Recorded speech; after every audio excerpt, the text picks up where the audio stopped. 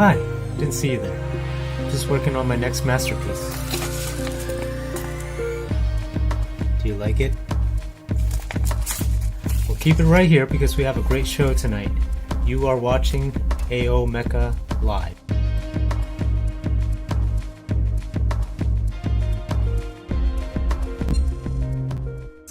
Hey guys, good evening, happy Saturday, and welcome to another episode of AO Mecha Live. My name is Ariel, and tonight we are joined by Terry T, aka Gundamyatham. He is an awesome artist. But before we bring him to the show, I just want to say thank you guys for joining the stream tonight.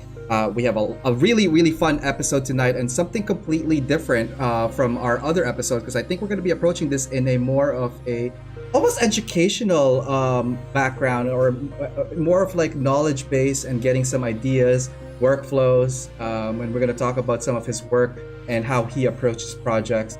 So very excited to get that presentation well on our way. Also, if you guys are new to the channel, thank you for tuning in tonight. Hopefully tonight is going to be a fun, enjoyable, and educational. Most important part is an educational night, because I think Terry is going to bring a lot of that to the table. If you are also new to the channel, don't forget to hit that like, follow, subscribe so you get notifications of all new content, as well as when I am streaming. Quick hello to everybody at Twitch. We have Twitch user, we have Wildstake, we have Gemwolf and Riot, and over at our YouTube chat, lots of people here, and some people are watching Chris Pab's show right now too, so hey to you guys. Jonathan Velasquez, Hasaki Art is here, Greg is here, Mecha Painter, and Kyle. Oh man, lots of stuff. And Greg, did I say Greg already? I'm pretty sure I said what's up, guys. Last episode was our what was it? Last episode, Thursday.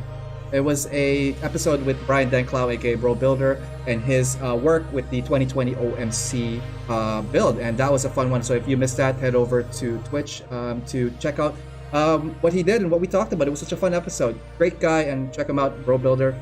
But tonight's episode, again, you've probably seen his work. Terry's work is very unique in a way that's like, it's not just artwork, but it's also part of like this, I guess, promotion for advertising for USA Gundam Store, which I am also part of, and he is such an amazing artist. I do have some of his stickers here, but more so, earlier on this month, or I think just this beginning of this month, there was a fundraiser that Terry participated in and actually hosted for one of his friends, Ben. That was to help raise funds for him, and he did an amazing piece, and I got it in the mail finally, and it's this guy. This is the Wind War TR6 piece that he did, and look how huge this thing is. This thing is a poster size of awesome, first off. So this is really one of the best pieces I've received throughout the whole years. I purchased this as part of the fundraiser because you know what, it is a good cause. And man, what a kind soul Terry is. And thank you for that, brother. So anyways, why don't we bring Terry in and introduce him and to you guys, and we'll talk with him right now. Terry, good evening. How are you, man? Good, how are you?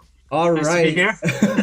Thank you for joining the show. Again, your artwork is amazing. Your stickers are amazing. People who have been purchasing from USA Gundam Store probably has like a collection of your stuff by now, and it's still growing, still strong, man. I can't wait to see what other stickers you're going to be producing, because they're really awesome.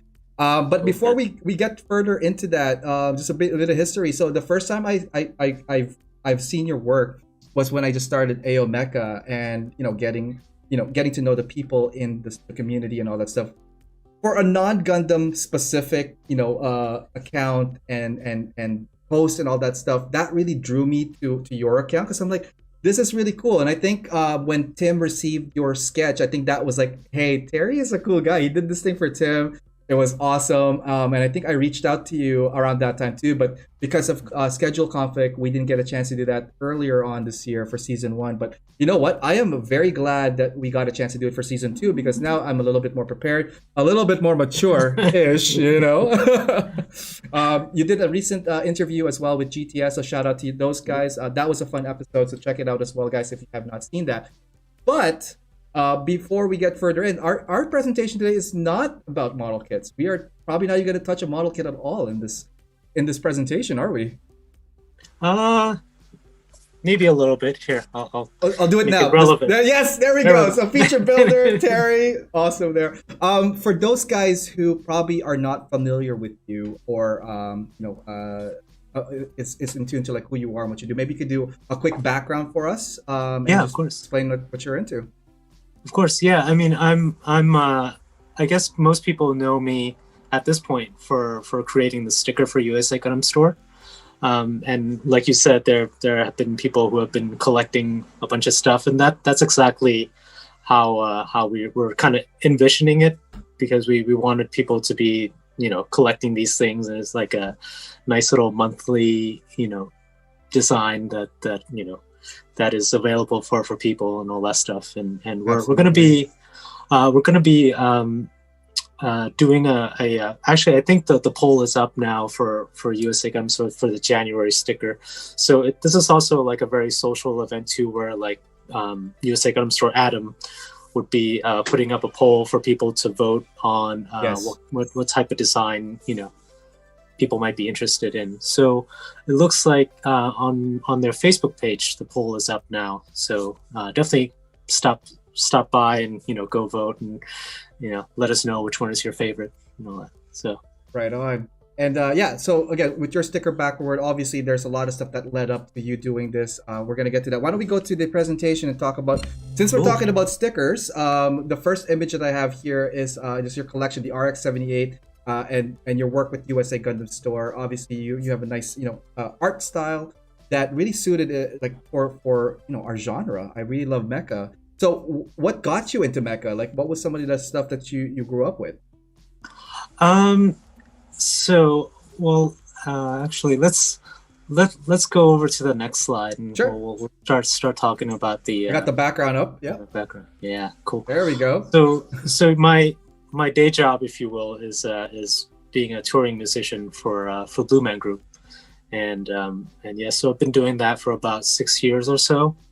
And I'm a string player in the band. So basically, there's the three blue guys, and then there's like the band that's kind of up top, and I play the string instruments, which are the zither and the Chapman stick, as you can see there. Wow. The zither is like an 86 string instrument, and the Chapman stick is a 10 string instrument. So it's a very cool gig, and gives me a chance to like meet a lot of people and travel and all that stuff, so it's great. Awesome. Let's go over to the next slide. Yeah, sure. So Architecture. Yeah. This is where you're not. So I don't know if your viewers know that you're also an architect as well.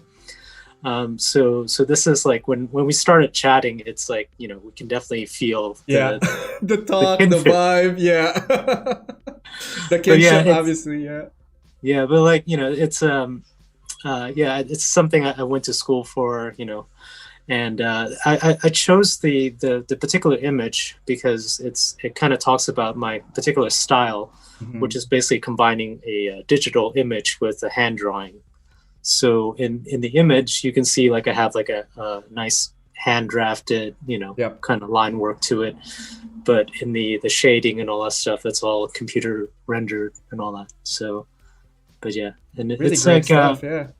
And like it's basically the my boss came up to me and they were like, well, we need this image done for presentation for our client. And all that. Yeah. And it was like, well, when do you need it? Well, this afternoon. I was like, okay. So I know exactly what you mean about that, man. It's like 10th hour, they're like, hey, so we have a presentation tomorrow, can you quickly do this? And I'm like, oh, we're gonna say no. So the nice part about where we are in architecture is that we're doing everything in 3D now. Yeah. So literally all we can do is all we have to do is just click the render button, and all of a sudden there's a space rendered. However, it's the project was still in the very early phase, so we didn't really have a lot of stuff. So for me, adding sort of like that hand drawing line work type thing is a way for me to add kind of a tactile feel to it, give it a little bit of a character. Absolutely. So for me, like that's kind of the idea behind the style that I have.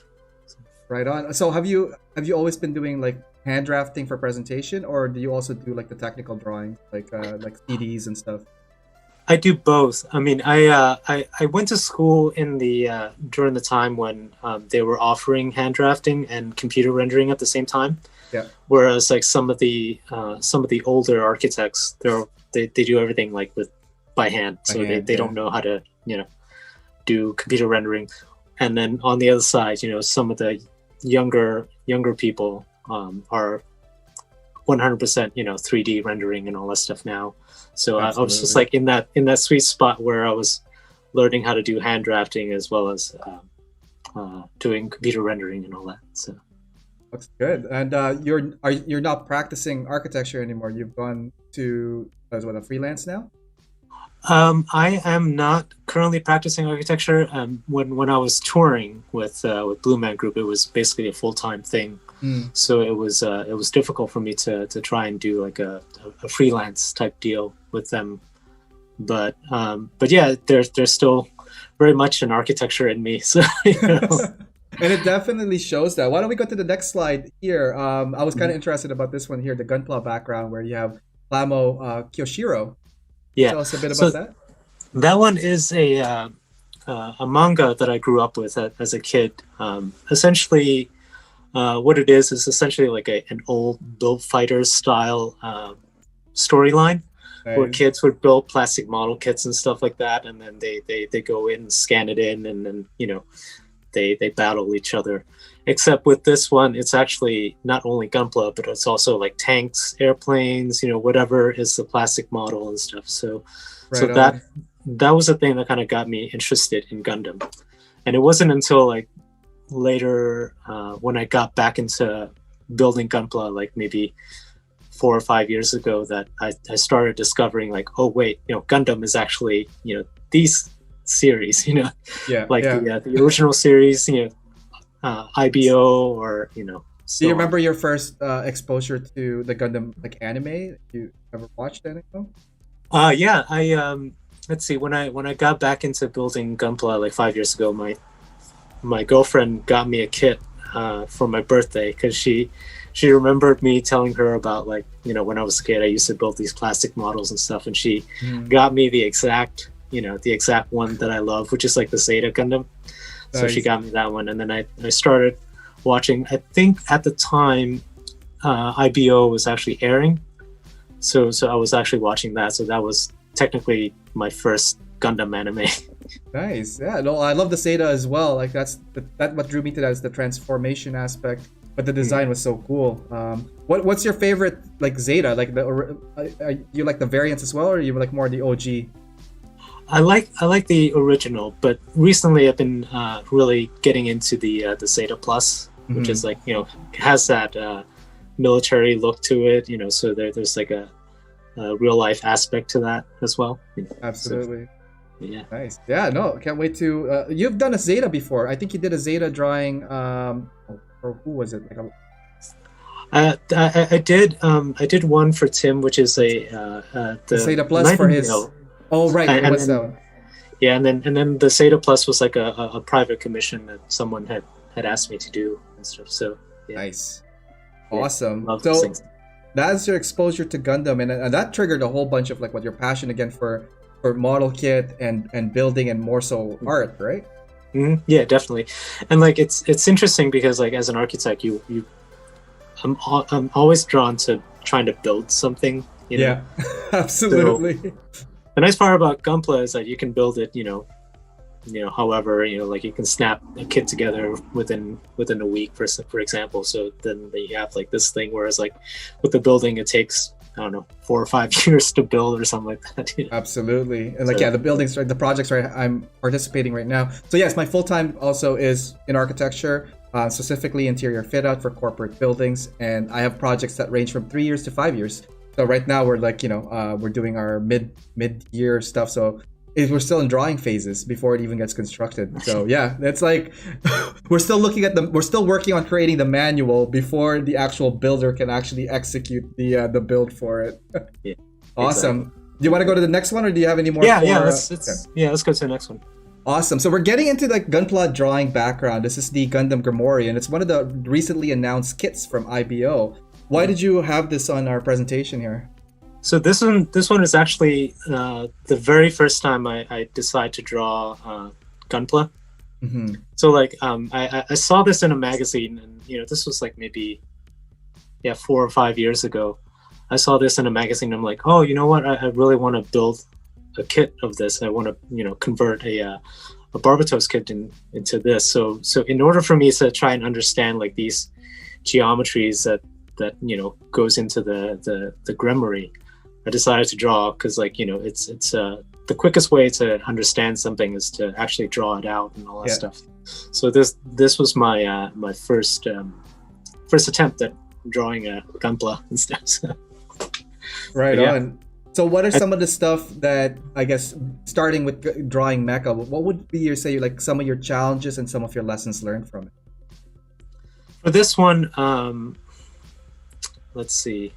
I have the drawing kind of pulled up on the side here. I'm just kind of looking at it. I mean, this one is actually interesting because like there's a lot of if you haven't seen the announcement from Bandai, the images showed like the cowl thing that kind of goes up and over and stuff like that. That was the challenge, is to be able to figure out how to figure out those kind of mechanics in 2D, like in drawing and stuff like that. So so for me, in the next step from this drawing was to try and figure out like how to do that type of mechanic. But this is definitely like a very challenging one to try and draw the first time, because of all the weird, there's the angular weird, shapes and all that geometry. Yeah, because you also have it in a 3/4 pose. You have your legs also pivoted in a certain way. There's a lot of like anatomy articulation happening, even though for a simple stance, right? Like you got to factor in like like the angle, perspective, and I guess scaling for this. Yeah, and the head too. The head is actually it was difficult for me to wrap my head around, because like it's because I don't have a lot of reference images for that. Back in the day, it was just like there weren't a lot of materials about this particular design, so trying to figure out that as well. So. Right on. But, Well, do you want to go to the next slide, or do we have any more for this? Okay, so Bandai Drawing Competition. Wow, this is the Transient Gundam. Looking great. Wow, this like again, so this is like some of the first times I've seen your work, and again, like I'm not as versed, but like I've seen all your current ones. But how long ago would you say you have done this? And what was it for? It's a Bandai Drawing Competition. This one was probably about four years ago. My girlfriend told me about this Bandai Namco drawing competition where they were releasing this Gundam Breaker game that was on PlayStation or something like that. Right. So in order to promote that, it was like I don't know if anyone is familiar with the game, but essentially what you do is you can actually kit bash a bunch of parts and things like that to create your own custom Gunpla in the game, and then you go in and you battle. So the idea behind the competition is to actually for people to go buy the game and actually design your own Gunpla in the game, and then submit that as your entry. You can also draw as well, like draw your own Gundam, and then you can also write out the text description.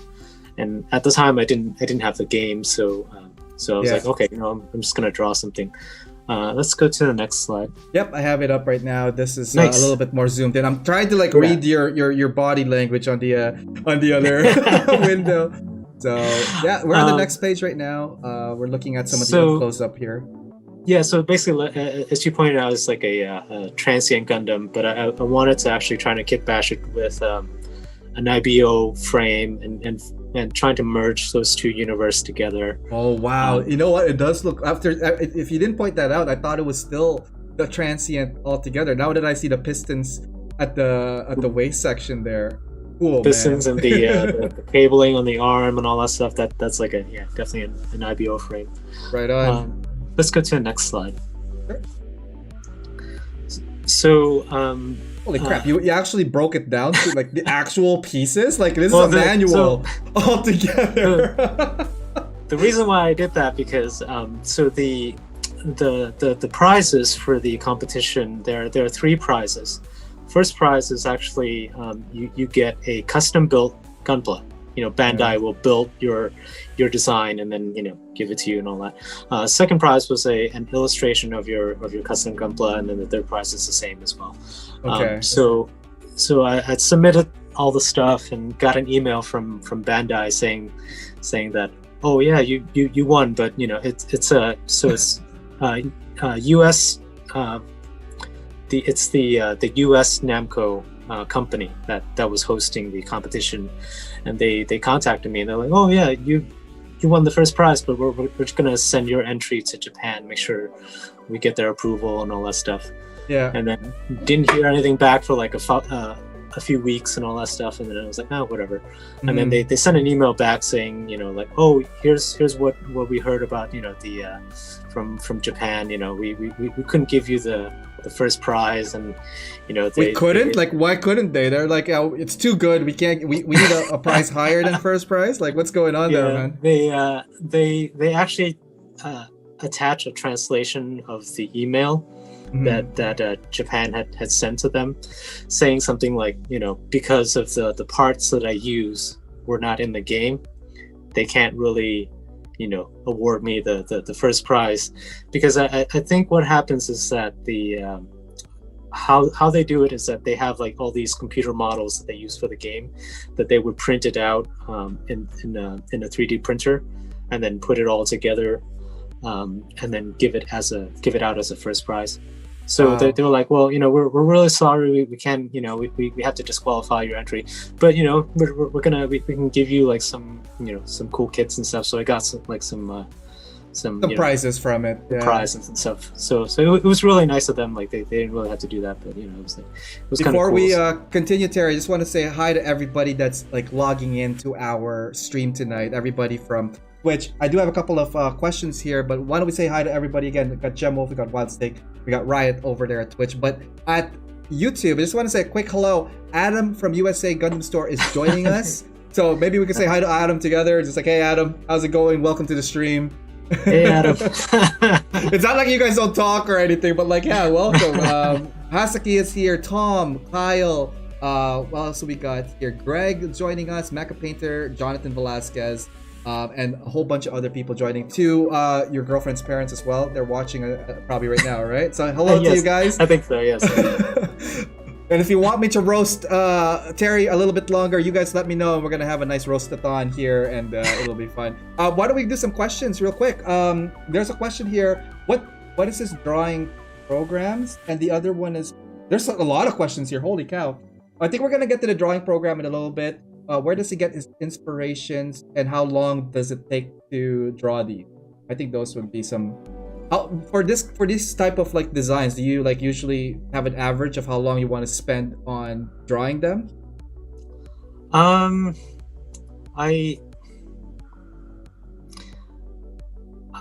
Well, actually, so some of these drawings that I've done so far, I mean, so that we had shown so far, those actually took forever, because I wasn't really quite used to drawing like a mech type things, and kind of looking back at some of my older work, I'm like, oh man, I could have adjusted this, right?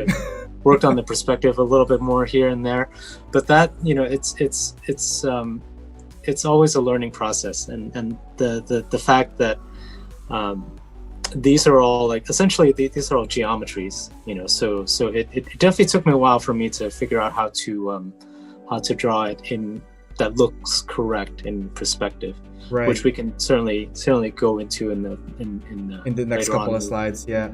Okay, cool. Yeah, I mean, obviously art takes time. I think that's the message here, guys. And like, only you could tell when it's complete, but it's also, like there are some factors that like, when you're doing the review process and when you're doing the cleanups, that also adds in time. So we can't really give a definitive answer for time. Art takes time and patience, but you know what?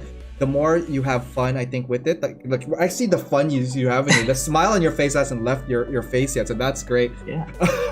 Well, the other thing too, like, is my new motto, when I'm working on these things, is that 100% equals 133%. Now Mhm. I have that little sticker kind of stuck on my computer monitor because for me it's basically the scale factor in the program that I use on the computer, where it's like, okay, I need to figure out how big it is in real life and all that stuff, what the size is for the sticker. So I have to zoom in at 133%. But it's also kind of a good way to think about it when you think that you have given 100% to something, take it 33% more, Yes. and then you're done. So. That is it. Wow, I like that. Actually, that's a different perspective on things, and that is actually inspirational. And thank you for that. Okay. Yeah, no problem. Yeah. Why don't we go to the next slide here? Gunpla drawing background, connecting with the community. Okay, this is an interesting topic. Again, guys, Terry put together all these slides because like he's gonna be driving most of this, but like I am so very intrigued by the topic choices that you put together, because these are some of the stuff that not a lot of people tend to talk about, or like I guess put focus on when they're doing stuff. Everybody's like, again, sometimes guys, please take a break. You don't have to stress out over your projects, but if you are, we got someone that just followed us. That's Greek Nakos. I can't even pronounce it. I'm so sorry. Welcome to the channel, Greek. I'm gonna call you Greek or Nakos. Yeah. Greek. Let's do that. I like that. We're going Greek tonight, guys. But sorry, connecting with the community. Very interesting topic here. Can you elaborate a little bit more about the next couple of images here? Of course. The top two image, the Hazel custom head and the SD High New Gundam. Those were I was drawing, while I was on tour and stuff as a hobby. Just kind of like while I'm sitting on a plane or something like that, to draw and sketch. And then eventually I decided to make those two as stickers, and then I kind of posted it, and I was like, you know what, let's do sticker trading. Like whoever has a sticker that would want to trade these for theirs, which is cool. And then that, because at the time my Instagram page was fairly new. And I didn't really have a lot of followers or followers. What's the time frame right now when you're starting up like this? This one would be 2 years ago.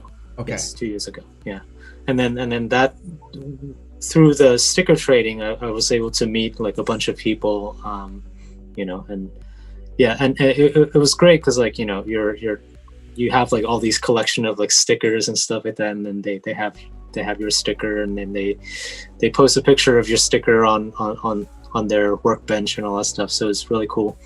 The Hazel drawing, which is the pencil sketch thing, that's also another one that I was like kind of sketching out, kind of like just trying out different methods of drawing Gunpla. And Tim Harkins, which is Child Mecha, he saw that and he was like, oh my god, this is amazing. And I kind of knew of Tim a little bit, and like I followed his work and stuff, so at the time I was like, oh my god, Tim just said hi to me. Oh my god. Right? Like, no, seriously, Tim is an amazing person. Everybody has like that perception of like either hero worship or like starstruck by a lot of stuff. But like when I connected with Tim, obviously like I do have much respect for the guy and what he's brought to the community. But when you talk to him, he's just so passionate about the community that it's just like talking to your longtime friend kind of thing, So he's so cool, so cool. But yeah, it's like from that drawing, it kind of gave me an open communication channel between me and him. So if I needed help about something, I can ask him. Which I mean, just to also to mention too, like Tim is super friendly and stuff. So if you ever have questions about how to do certain things, you can direct message him and then he'll answer it. And all that. Absolutely. So, which is great. And then the next drawing, which is like the wound wart next to it, was how I was introduced to Zach. And like Zach as in Zaku Aurelius, Yeah, so. Zach Aurelius is again another one of those like guys that have been doing this for so long, and again like have so much like insight and input to it. They're definitely a big influence in our community for sure. Great guy. But yeah, I mean it's kind of like these, for me, like producing these artworks somehow seems to allow me to connect to a bunch of different people and things like that. So yeah. Right on. So what would you say did you like, was some of the first initial thoughts when you're like starting to draw your mecha? Do you have anything like in my mind like, I'm gonna draw this kit because like I've not drawn it before, or like it captured me? Like what gets you to draw the specific kit or like the specific mech? A lot of times it's actually more about me trying to explore different methods of trying to represent the design. Mecha, yeah. So like for example, like the Hazel and stuff like that, I wanted to like try out this shading method, which is like I saw what Josh Dara, who's another great builder and also a great artist, he does his drawings with like ballpoint pen shading and all that stuff. I was like, oh man, I really want to try that. Cool. So I tried it with a pencil and all that. But like, and then the Woundwort, for example, like that was around the time when the kit actually was released, and I was like, oh, I really want the kit, but I probably won't be able to get it. So I'm just gonna draw it, that kind of thing. So now I have a Woundwort, that kind of thing. So, do we want to continue on this, or you want to go to the next slide? Yeah, let's go to the next slide. Yeah. All right. So silent auction for charity. Again, your work in the charity side. I just want to reiterate. Thank you again for doing that that fundraiser for Ben. And for those of you guys just logging in, I do have a copy of Terry's work here, and this is that Woundwort we were just talking about. Again, awesome piece. It's huge. Like, this is the size of my pretty face. In contrast, is I can't find a proper frame for this yet because I want to actually make it fit that exact size. But guys. For those of you guys that supported it, I think that this piece is amazing, and hopefully, again, in the future, you probably like do some more stuff like that because like it is a really cool piece.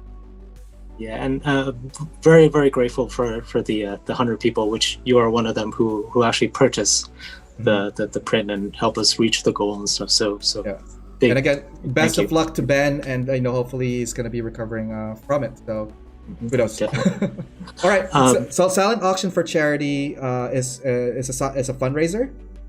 Yeah. So back in the summer, I was talking to one of the friends that I met through Instagram. His name is George, old school Gunpla, and he sent me a protractor, for me to use for like building Gunpla and stuff. And I offered to pay him money.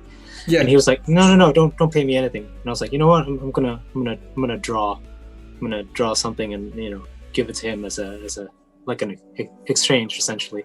So that was also like when I decided, you know what? I really want to get really good at drawing. So I'm just going to really spend some time and actually do this. And at the time, that's when we found out that Ben had a stroke, and we're like trying to figure out how to help him, and there's like a lot of people actually in the community that were doing their own fundraising and all that stuff, and we raised a pretty decent amount of money. But for my portion, I decided to create 7 drawings, and then I was going to do a silent auction, and then all the money that was raised during the silent auction will be donated. Right. So basically, it was basically a 3-week period where I was like trying to learn how to draw, and basically nonstop, literally every day I wake up, sit down on my desk, just draw. Do you mind if I ask what type of like repetitive things that you tend to do to get loosen or practice your sketching? Rough sketching. So basically what I do, like I have for example, like a regular pencil. Hang on, let's zoom into you real quick. I'm gonna bring you back to a bigger guy. So there we go. So instead of holding like this, I hold it here. Right on. So like there's no fine tuning. There's no whatchamacallit, like definitive shape or anything like that. It's just more like loose. Just so like just make it loose, make it and all that stuff. So like basically some of the first sketches of these were just that, or just like kind of like me just kind of going through and like trying to figure out what to draw. And I chose the subject of like Advance of Zeta subject just as a theme essentially for me to actually draw with. And if you kind of go to the next slide there. And these are some of the head sketches here. These are some of the drawings. So I wanted to do. I also wanted to learn how to do perspective. So I chose like this down below view of the head, Right. which you don't normally see the mobile suit in that angle, because it's a little bit difficult to draw, because you're actually dealing with like a few different points of perspective and things like that. So for me, like, okay, I'm gonna take the opportunity to actually learn how to draw in perspective and stuff. So the reason why it took so long is like I'm trying to figure out how to do it correctly and all that stuff. Right on. The next one is like, again, from the angle from the top looking down, that's also another angle that's difficult, especially with the Xeon suit, when it's like, curvy as well, rounded, curvy and all that stuff, so trying to figure out how to draw those things in perspective. That is so cool, man. I also love the light play, because like incorporating shadows, also like the thicker outlines for that one. Like, as a lot of people might notice too, like I when I was younger, I wanted to be a comic book artist, so a lot of the stuff too, like I was looking at was like styles, and this is definitely one of those like styles that like it emphasizes the object as a whole, because then you have your outer perimeter, then you have your inner finer lines, and then you get to the whole shading and I guess like details of like all the mecha on this one. But like, wow, awesome details. Like, did you, when you were doing stuff, like you're adding obviously more details than what would have been shown on a model kit, because like I'm seeing a lot of like panel lines, I'm seeing a lot of like little tiny vents and additional detail up that you probably wouldn't see normally on a kit, right? Yeah, well, I'm going to let you in on a secret. The inspiration for some of these details actually came from Tim, Child of Mecha. Like his live stream, like the way he does like simple details and stuff like that with the panel lines, or adding different panels, or doing notches and all that stuff. Right. Wow. All inspired from his works. And that's the thing. That's the cool thing about the community, right? Like, there's so many people out there that are doing so many cool stuff, and you could learn from each other, guys. Like, I'm learning some stuff from you right now, because like I'm looking at this, I'm like as I mentioned, I wanted to be in comic books as well, but like I obviously didn't pursue it. But like the technical aspect, I appreciate your execution on this, because that's something I would do in a drafting world. So when I am drafting, every line matters on a paper, and that's why when I look at technical inspired drawings like these, like I see like the thought process and all that stuff, which is really cool, man. Like you really definitely put like a lot of emphasis on the perspective and the angle on these two particular ones. Quick question for you though, Xeon or Federation, which one would you prefer to draw? Oh man. I don't know. Since my girlfriend's watching, I would say One Eye is better. What? Okay, we'll take that answer. We do have a question from the audience here. I'm just going to bring that up since we're doing a little quick break. From Neon Wave at Gundamyatham. If someone approached you and offered to pay you to draw mech designs for them, would you take up the offer, especially if it was Bandai or some other studio?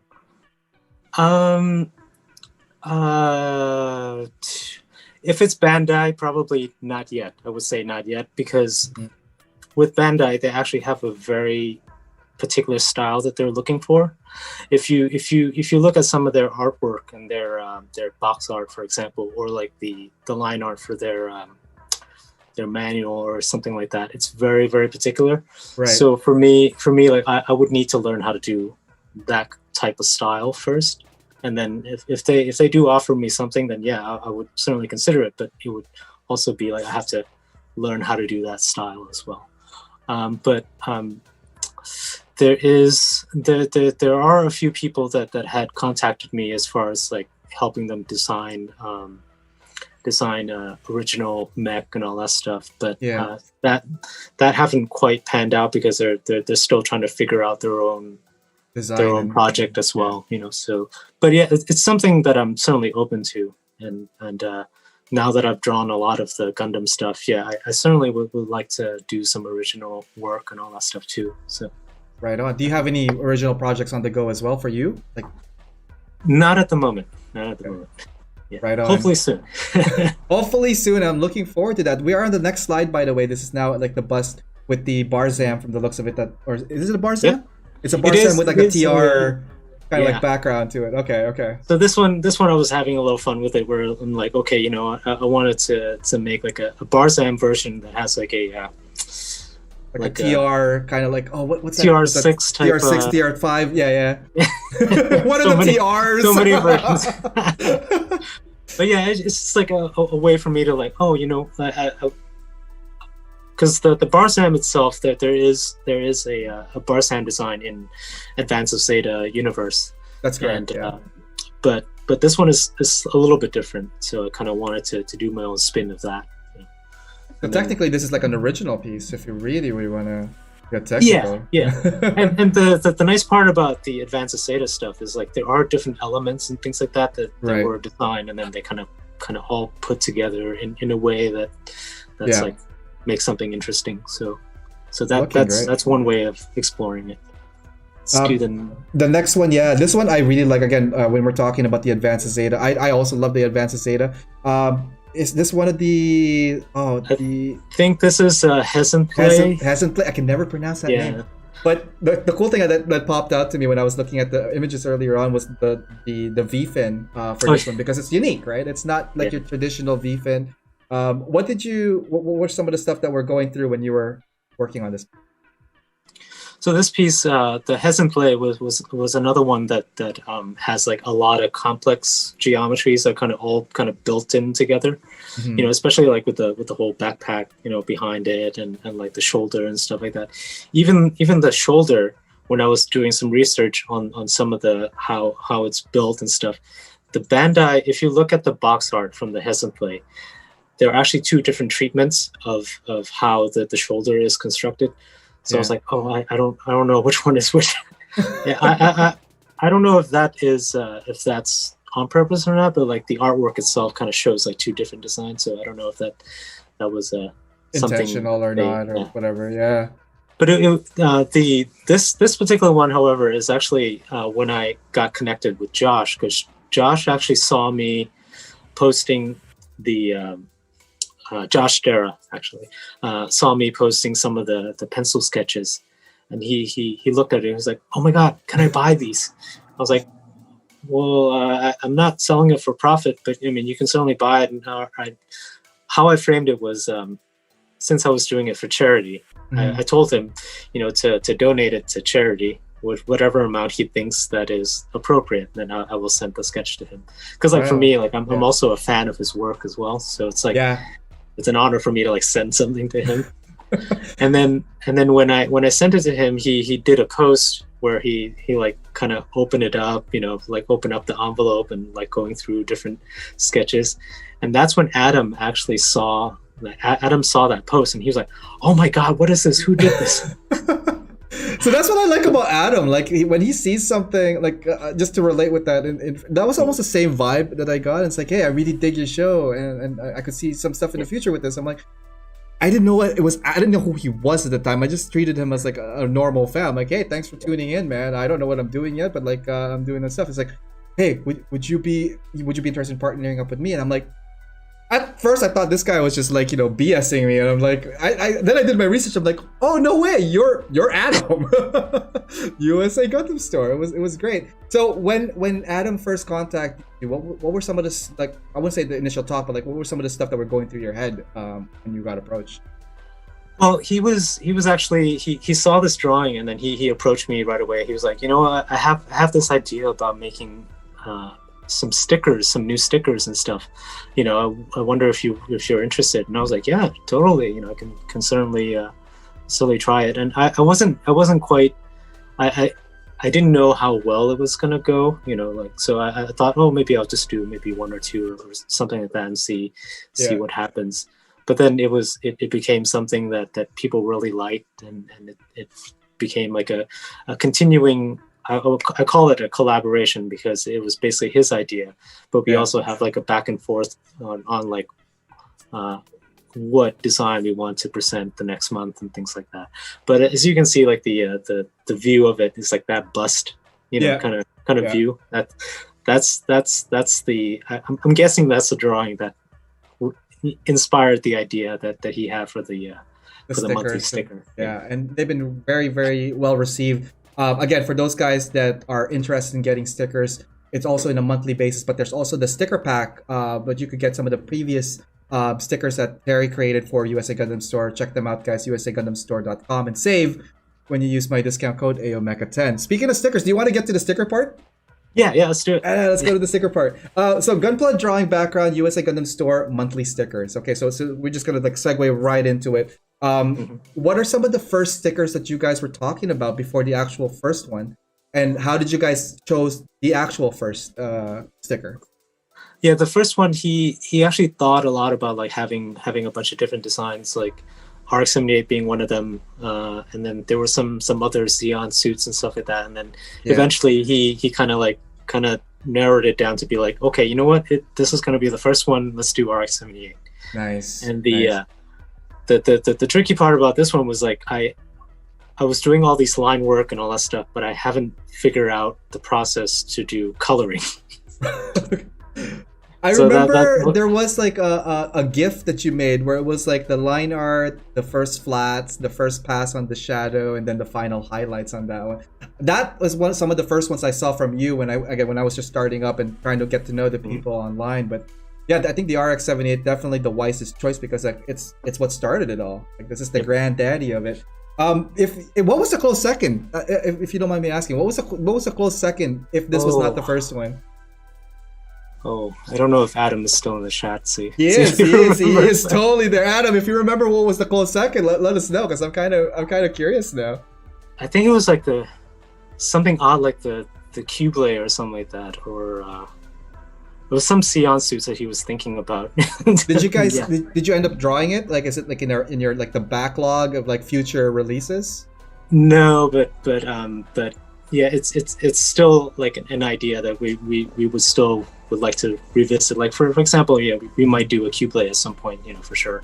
So like some of the ideas that he said he had no idea. It's been a while, and again, obviously, there's a lot of conversations between the two of you. Why don't we do a quick question as well? This is from Steve Middendorf.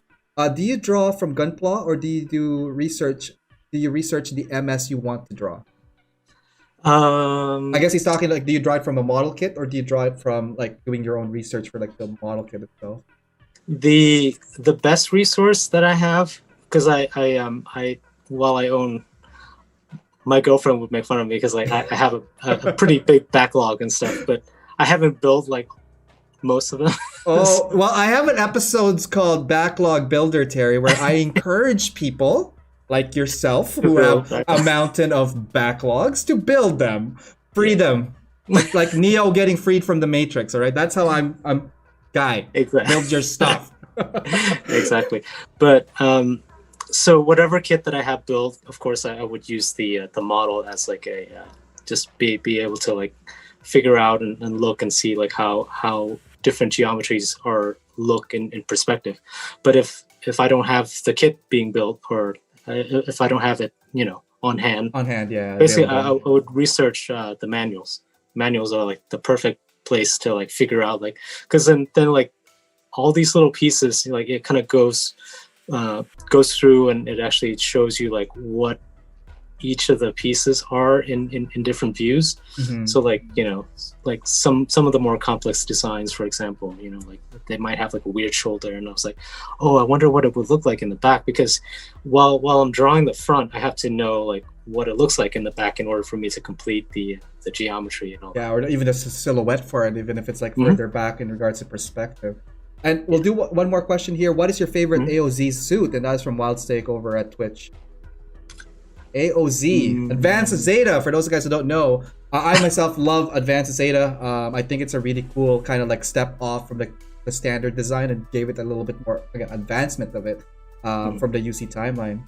What would you say would be your favorite AOZ? So in the Advanced Zeta reboot series, there is a mobile suit, which is a wound ward, but it's a Xeon version of it. So it's red, and it's like, oh, it's awesome. That sounds really good. Awesome. I forgot what the name of it is, but yeah, it's probably I'm also looking at the comment from Handren too, like about Mobile Suit Archive books. Yeah, I actually have those. Like I have the unicorn one and the Sinanju one, and those are great as well. Yeah. Nice. There's also let's read a couple of comments here. Also, I think Andrew Hilton Wig, aka Mecha Painter, he also was wondering if you're gonna do any more tall geeses in the future. That could be, yeah, that could be one that I can certainly Adam and I can talk about. Right Because on. it's because I actually like that mobile suit a lot. This white, kind of like, night looking, mobile suit and stuff. So yeah, definitely. Nice. That's Right definitely on. open. Why don't we continue on now with the rest of the slides? I have the new one of them is a new release. This is the Messer, and I remember you posting this when the Messer was first released, maybe 2 months ago. 2 months And ago. yeah, we also have the G Self, which we're all waiting to have a Verka version of that. I haven't forgotten. A lot of people forgave Bandai for that, but we don't forget. All right, so G Self, Verka, let's do it, Bandai. And that's how my show gets canceled. That's how we just lose everything. So. The funny story about the G Self is like, I when I sent Adam the final version of the G Self, I actually changed the title to be Gundam Wing to see if Adam noticed. Yeah, he noticed. That is smart. That's actually funny. Adam catches the Easter egg. Oh, so what are we looking at with these two? Again, really good stickers. Which months are they for? Okay, August and September. Right on. Yeah, so these are sort of like the beginning of like an evolution. I'm kind of drawing. I had like a few of the stickers already drawn by that point, so I was like trying to learn like how I can do this as a process that I can repeat. So these suits kind of like it's a way for me to explore different types of mechanical detail as well. So like the Messer, if you have a kit and stuff like that, a lot of times they. Oh, you know what's cool about this new presentation? Mm-hmm. We could totally zoom in. Oh, nice. Yeah. Let's zoom in, guys. So upgrades to AO Mecha, part of it is the availability to now to zoom in on like some of the presentations, because before having it locked in that like PowerPoint presentation, it's just limiting. And I'm not about limiting. I'm all about cutting the red tapes, pushing the stuff in the boundaries, like Terry here. I think I take inspiration from people who just keeps pushing themselves. So let's talk about details here. You were talking about like different types of details. We are zoomed in right now in the Messer. What are some of the new like the stuff that you were mentioning in regards to like improving on or even elevating in? So my I guess you could call it my signature type detail. Like I don't know if you've ever seen the show called Portlandia, and they had like a little, it's like a comedy sketch show, and they have like an episode where these couples has started a little Etsy shop that has like basically they draw birds, and basically their slogan was put a bird on it. Like if you have something, put a bird on it. Nice. Put a bird on it. So like for me, like if I wanted to detail something, put a piston on it. So that's right. Like all these like pistons and gear, like the piping and all that stuff. Love it, man. And you can actually kind of also see like in the G Self as well, like on the neck part. I try to find little places where I can put pistons. So like I know, because it's very flat armor, like definitely pistons on the neck. Some of the pistons guys that like I love is like E-Day, for example. He was and Vered does a lot of piston work as well. Again, I love the style because like I think adding that extra level of detail like really emphasizes like the mechanical portion of it. Like it's not like a power suit. This thing is like a vehicle, right? And that's I think what you're trying to illustrate. And it really shows really well. Also, if I was to comment, I really love that little notches of like on the armor, that little tiny squares that gives it that like, hey, it's not just like a flat piece. You have some breaking. And that's another thing too, like with your line art, very, very technical in regards to penmanship. And this is something, again, in architecture that I think, I don't know, you tell me if it's transferred from your days of drafting over to this. Because like, again, with architecture, every line matters, right? So yeah. And this is something, one of the things that Tim Child Mecha likes to say is like, when you think about these things, like how is it built in real life? For example, like in order for this shoulder to move, obviously there has to be like some sort of a piston and things like that, or like a certain piece, like of course like they won't be able to manufacture like this big giant armor piece. They probably have to cut it somewhere. Right. So like that's where all the panel line details and all that stuff, and or like venting, like maybe this little part here. Obviously, there's a lot of machinery going on in like the shoulder, for example. Of course, they're going to have to be vented. It has to be cooled down somehow, things like that. So it's something that I took inspiration from his live stream, as well as like some of the things that I see, like construction vehicles, for example. Those types of things. Awesome. And yeah, the detailing looks great. The colors look great as well. And I love that like you could definitely feel where the light is coming from and like how the sheen is on the metal pieces. Do you want to check out the next slide? Yeah, over? Let's do it. All right. Let's do it. So more stuff here. See, these are some of the recent ones. So November 2020 was the Dynamis. I believe Evodni Chandra over here at Twitch had the Dynamis as part of her thing because she ordered recently on USA Gundam. Again, thank you guys for supporting USA Gundam Store. But yeah, more importantly, like the stickers look amazing. They're huge too. Like where you guys were aiming directly like for the go big or go home mentality. Like what's the story with like these giant, enormous stickers? Yeah. Well, I actually started with the with the RX-78. I in order for my line work to show up and be able to read in detail, it has to be a certain size. So we started with that. And then when we wanted to do a different design and stuff, I wanted to keep it in the same scale, because if you put all of the stickers, all of them together, they need to kind of be in like the relatively same scale, so that way it's not like one is big and one is small. So the bigger ones is actually just basically it's the design of it is what made it big.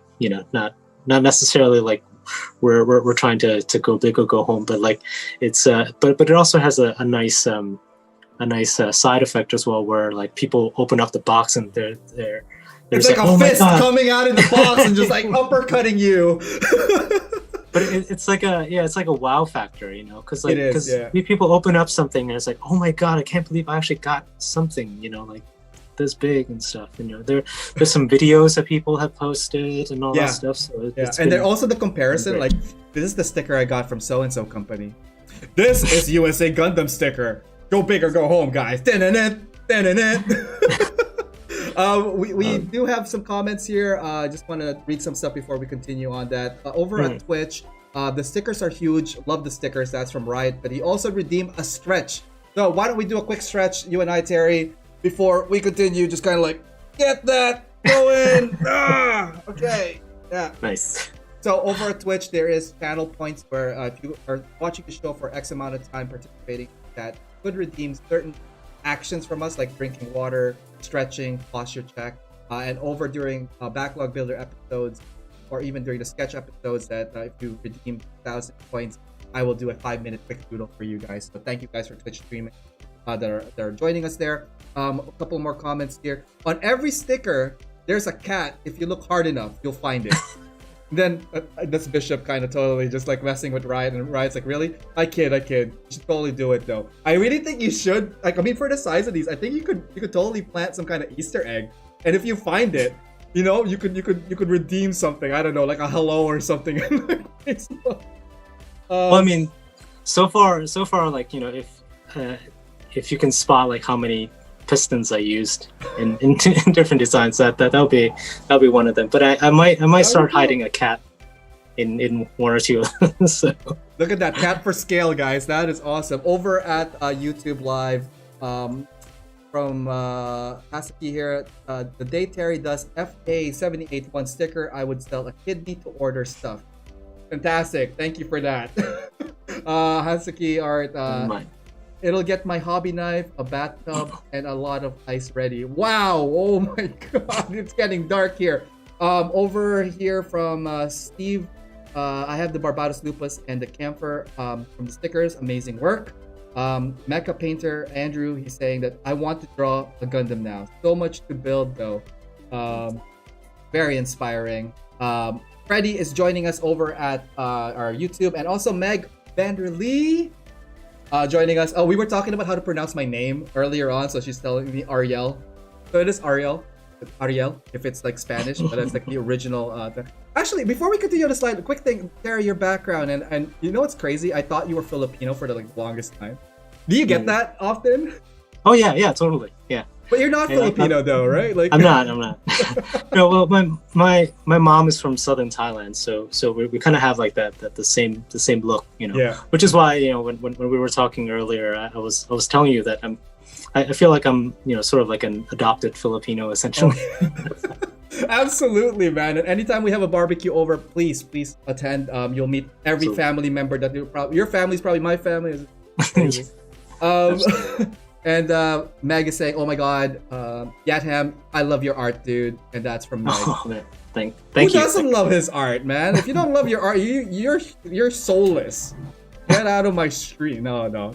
The latest edition here, we're gonna talk about this, and let's see how many more slides before. I think we will talk about this. We'll do a quick break, and then we'll get back with the rest of the show because there's a lot more stuff to cover here. The latest addition to the sticker. This is for the November one. This is the one where we have the USA Gundam Store mascot as your piece, and there is cats in it.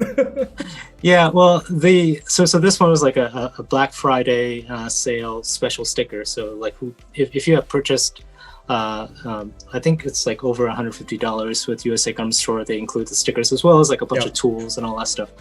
But Adam approached me, I think in October, and he was like, "Hey, can you do like a special sticker for Black Friday?" And I want to do like an Apex that has like a cutout with the mechanical stuff shown.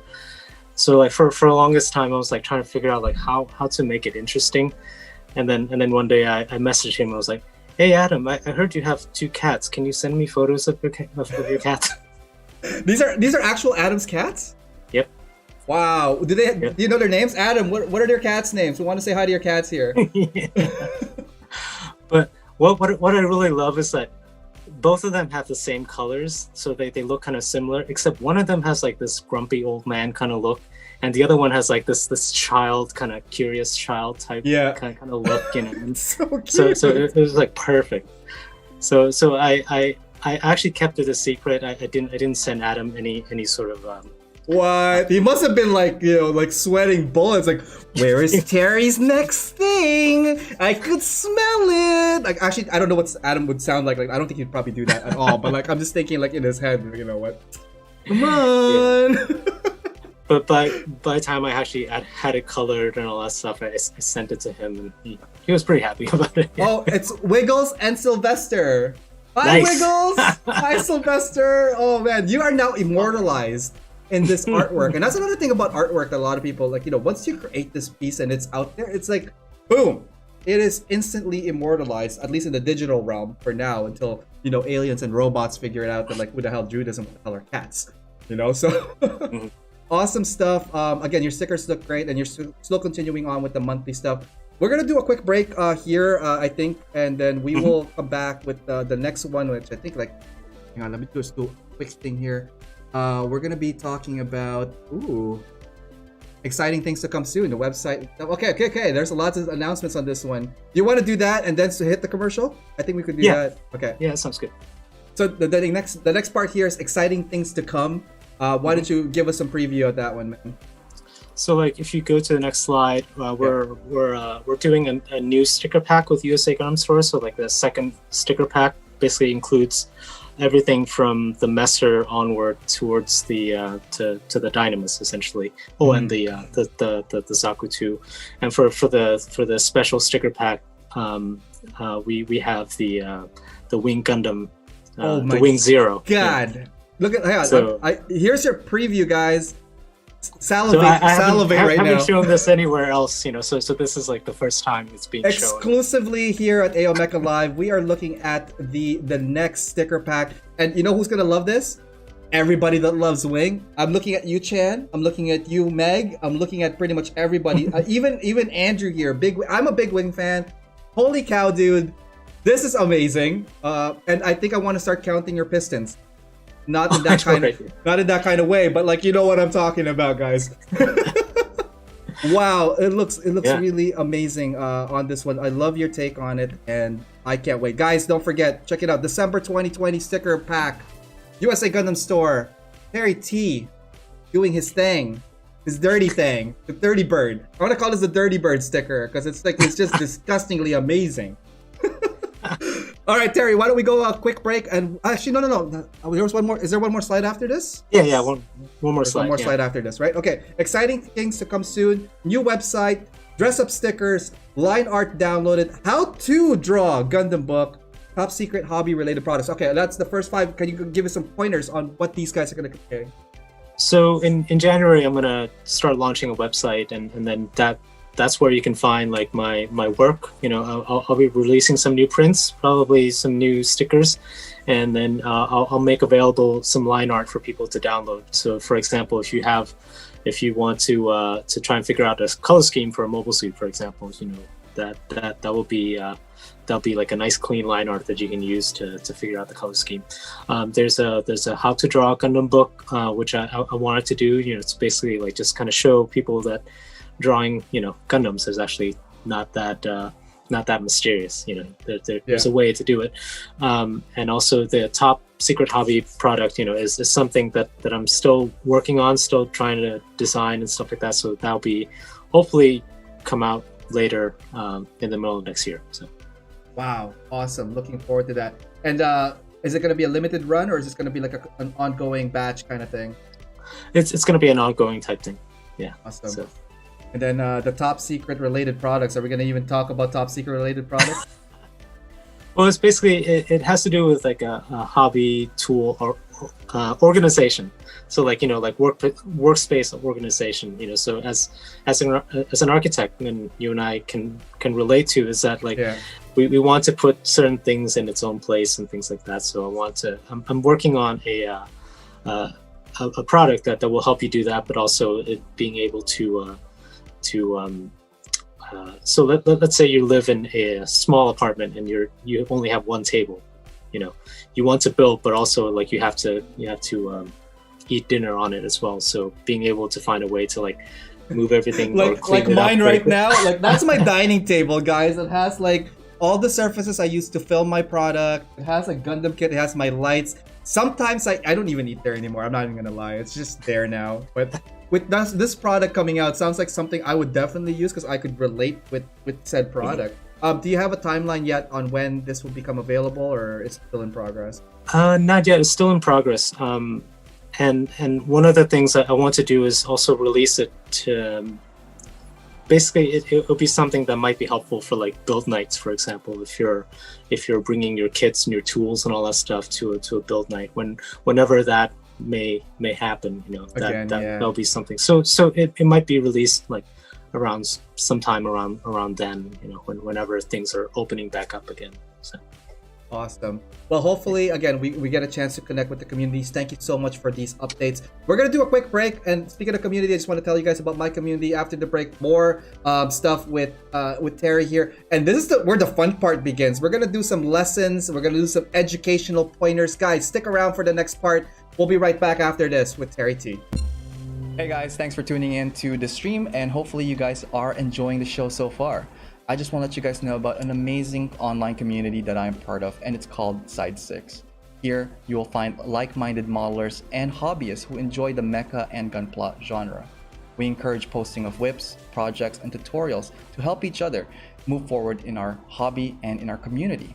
We are always open to new members of all skill levels, so come check us out at facebook.com/groups/side6. We also have an Instagram where we feature members' works, and you can find that at instagram.com/side6_mecha. For all new club information, resources, and news, you could check out our website at www.side6.club. All right, let's get back to the show and see what's going on there. Hey guys, welcome back. If you guys are just tuning in, welcome. I see a whole bunch of people just tuning in. I guess Pabs and the crew are here. So Chris Pabs, I want to say hi to you first because totally Manny didn't give you enough love. Manny, what's up? We have Meg here. We have Freddie. We got Ty joining us. Julio Aponte joining us, man. Like all these wonderful people, guys. Thank you so much for tuning in. Tonight we have Terry T. Terrible Terry Tatum. I don't know, man. This has been an exciting episode because totally different from all the other ones. Again, thank you for putting the slides together, and again, guys, thank you for tuning in. The next portion of what we're going to talk about is actually something that would benefit you guys. It's a very educational part of the show, I think. And again, Terry, with your experiences, and he would like to, like, maybe help you guys elevate your game, bring it to the next level, different understanding, different POV. So why don't we go into that? Also, Adam is here. We forgot to say hi to Adam, the honcho, the freaking, the godfather of the Gunpla community. Adam, thank you for joining us tonight. It's been fun, guys. So far, again, if you have any questions, let us know, and stop harassing Adam. You'll get your packages when they arrive, guys. So, but get stickers from them. Get their stuff. Don't forget to use my discount code if you are purchasing as well. All right, Terry? Are you ready? Are you good to go? Yeah, let's do it. Yeah, all right, let's hit it. Let's go back to the slide. So, first topic here. This caught my eye when I was looking at it. How to make money with your hobby. How to make money with your hobby, right, guys? Let's think about that. So it's not the stuff I want to talk about. Not necessarily how you can make your hobby lucrative, in a way. It's more about like taking your hobby into the next level, whatever that next level might mean to you. So we can certainly start talking about that. For example, for me, like as a musician, I've actually never really considered that being a musician can be a job, or not a job, but rather like something that I can do for a living, So it's it's not something that a lot of people go into and approach it, but it's something that is very rewarding, I would say, because it's about figuring out how to make your passion and taking it the next step further. Right. So let's go to the next slide. Yep, I have here. First, start by doing good. That's a strong statement. What do you mean by that? And also, before I start on that topic, I also want to make sure too, I'm not an expert in this. I'm not here to say oh yeah, I've figured out the secret to unlock everything, But it's more like for you and I, and also the audience to discuss as well. What is the next step for you? What is the next level for you? And let's kind of figure out how we can all elevate together.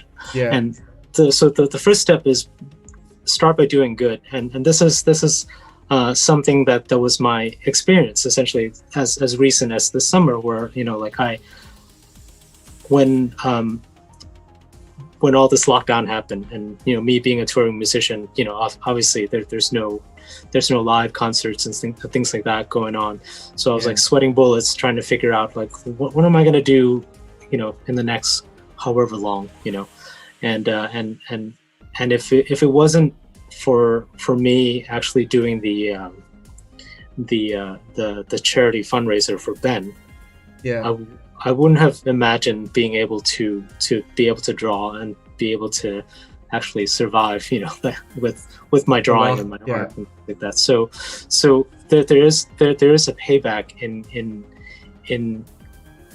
being good to the community and things like that. So for the first step is for example, there was a guy who started his artwork and become well known, and he was featured in some of the news and stuff, that he started making these mecha stickers to benefit the United States Post Office, and it was great, and then people start tuning into his work and things like that, and this is not necessarily about how to make profit out of being out of doing charity. It's about if you want to start something, start by actually maybe plug into something that can help people, and then that something can be rewarding to you, as well as it might actually also reward you as well.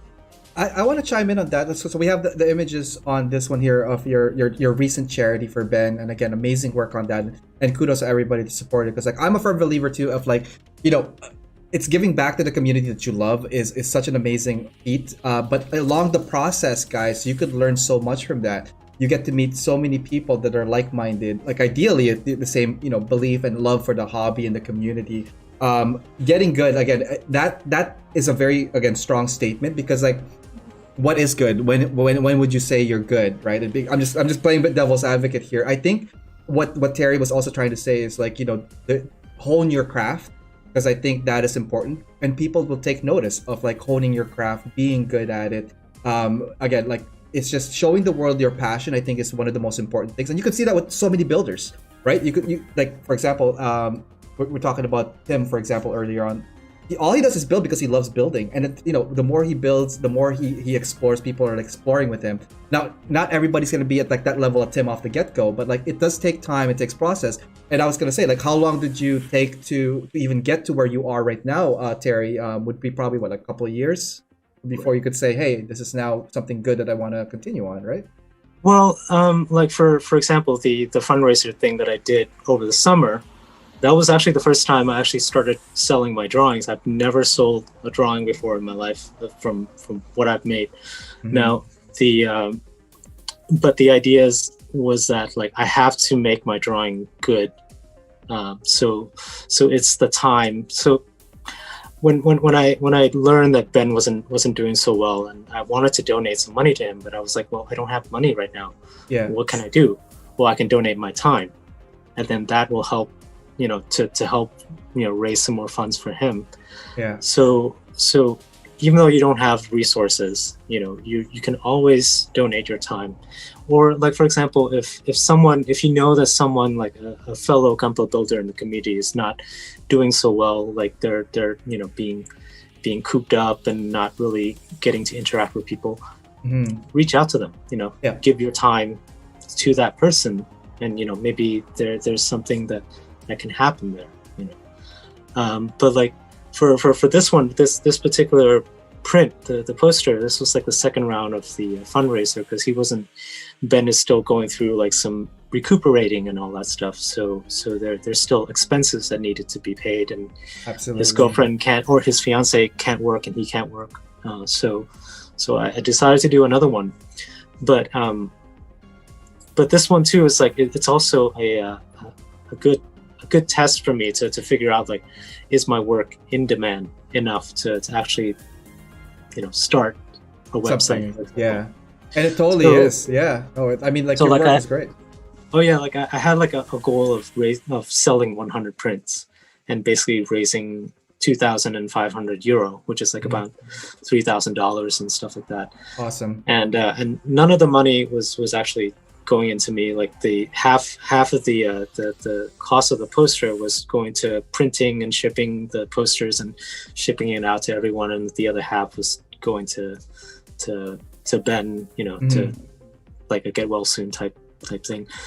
And it's so for me, like being able to connect with like 100 people was also amazing too, because like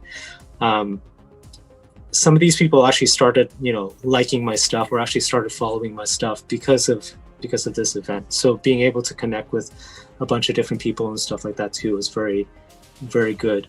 And it's also kind of follows the 100 follower rule. I don't know if you ever heard of that, where like in order to build a fan base, you need like 100 loyal followers. And then friends. Friends. Wrong F word. Friends. Let's go with that. Followers, friends. But yes. Loyal friends. Yes.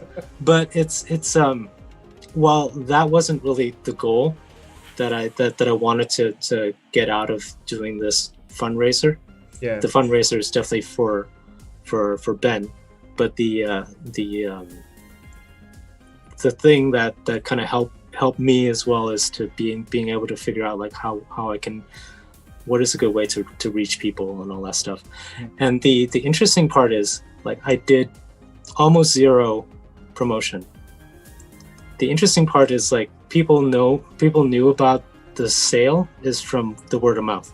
Yep. Someone else like posts something and all that stuff, and it's like there's literally no promotion. I didn't pay for an ad. There's nothing. It's like literally the word of mouth. So it also is a good sign that that there is a community, like a Gunpla community that is willing and able to help each other out. And that's a great thing to see. And that's awesome. Let's continue on this because like we're gonna get to a portion where like I think it's interesting. Second, ask why 7 times. Why 7 times? And okay, asking why 7 times, but like why 7 is the number. Those are my questions. So for me, like I have a rule. Well, actually, let's kind of go back. My guitar teacher, his name is Robert Fripp, and Robert Fripp is a guitar player that he's in a band called King Crimson, and it's like this back in the '60s. And he's been around for like forever. He played with David Bowie and all that. And one of his rule is, in order to be able to know something perfectly, if you can play it without mistake for 7 times straight. Awesome. So that was something like, if you wanted to pursue something, for example, ask why 7 times. Like, why do you want to do this? And then when you have that answer, then why do you want to do? Why is that answer valid? And you keep going for 7 times. Like, for example, if you wanted to start a hobby store, like, why do you want to do it? Right. Like, right. do you want to have a full-time hobby, or is it to try and make money and all that stuff? And then what you might find is that, like, maybe the reason you want to go into something might not be the correct reason. Absolutely. You know what? I could relate with that, especially again, guys. Thank you so much for tuning in, everybody on the chat. To reflect back on what you said about the why, it's like, I guess what we're doing right now. Why am I streaming? Why am I talking to Terry here? Why are we doing this? I didn't process it that way, but a lot of it, the why question did come up. Like, why do I even need to spend time to do this? I could be doing a billion other things, but like some of it falls down to like some basic principles. Number one, am I happy to do this? Absolutely. I think happiness is important. And I think that's a that should be a driving factor for everybody. You don't want to do something you're not happy about, right? Why do I spend time to do this and not other stuff?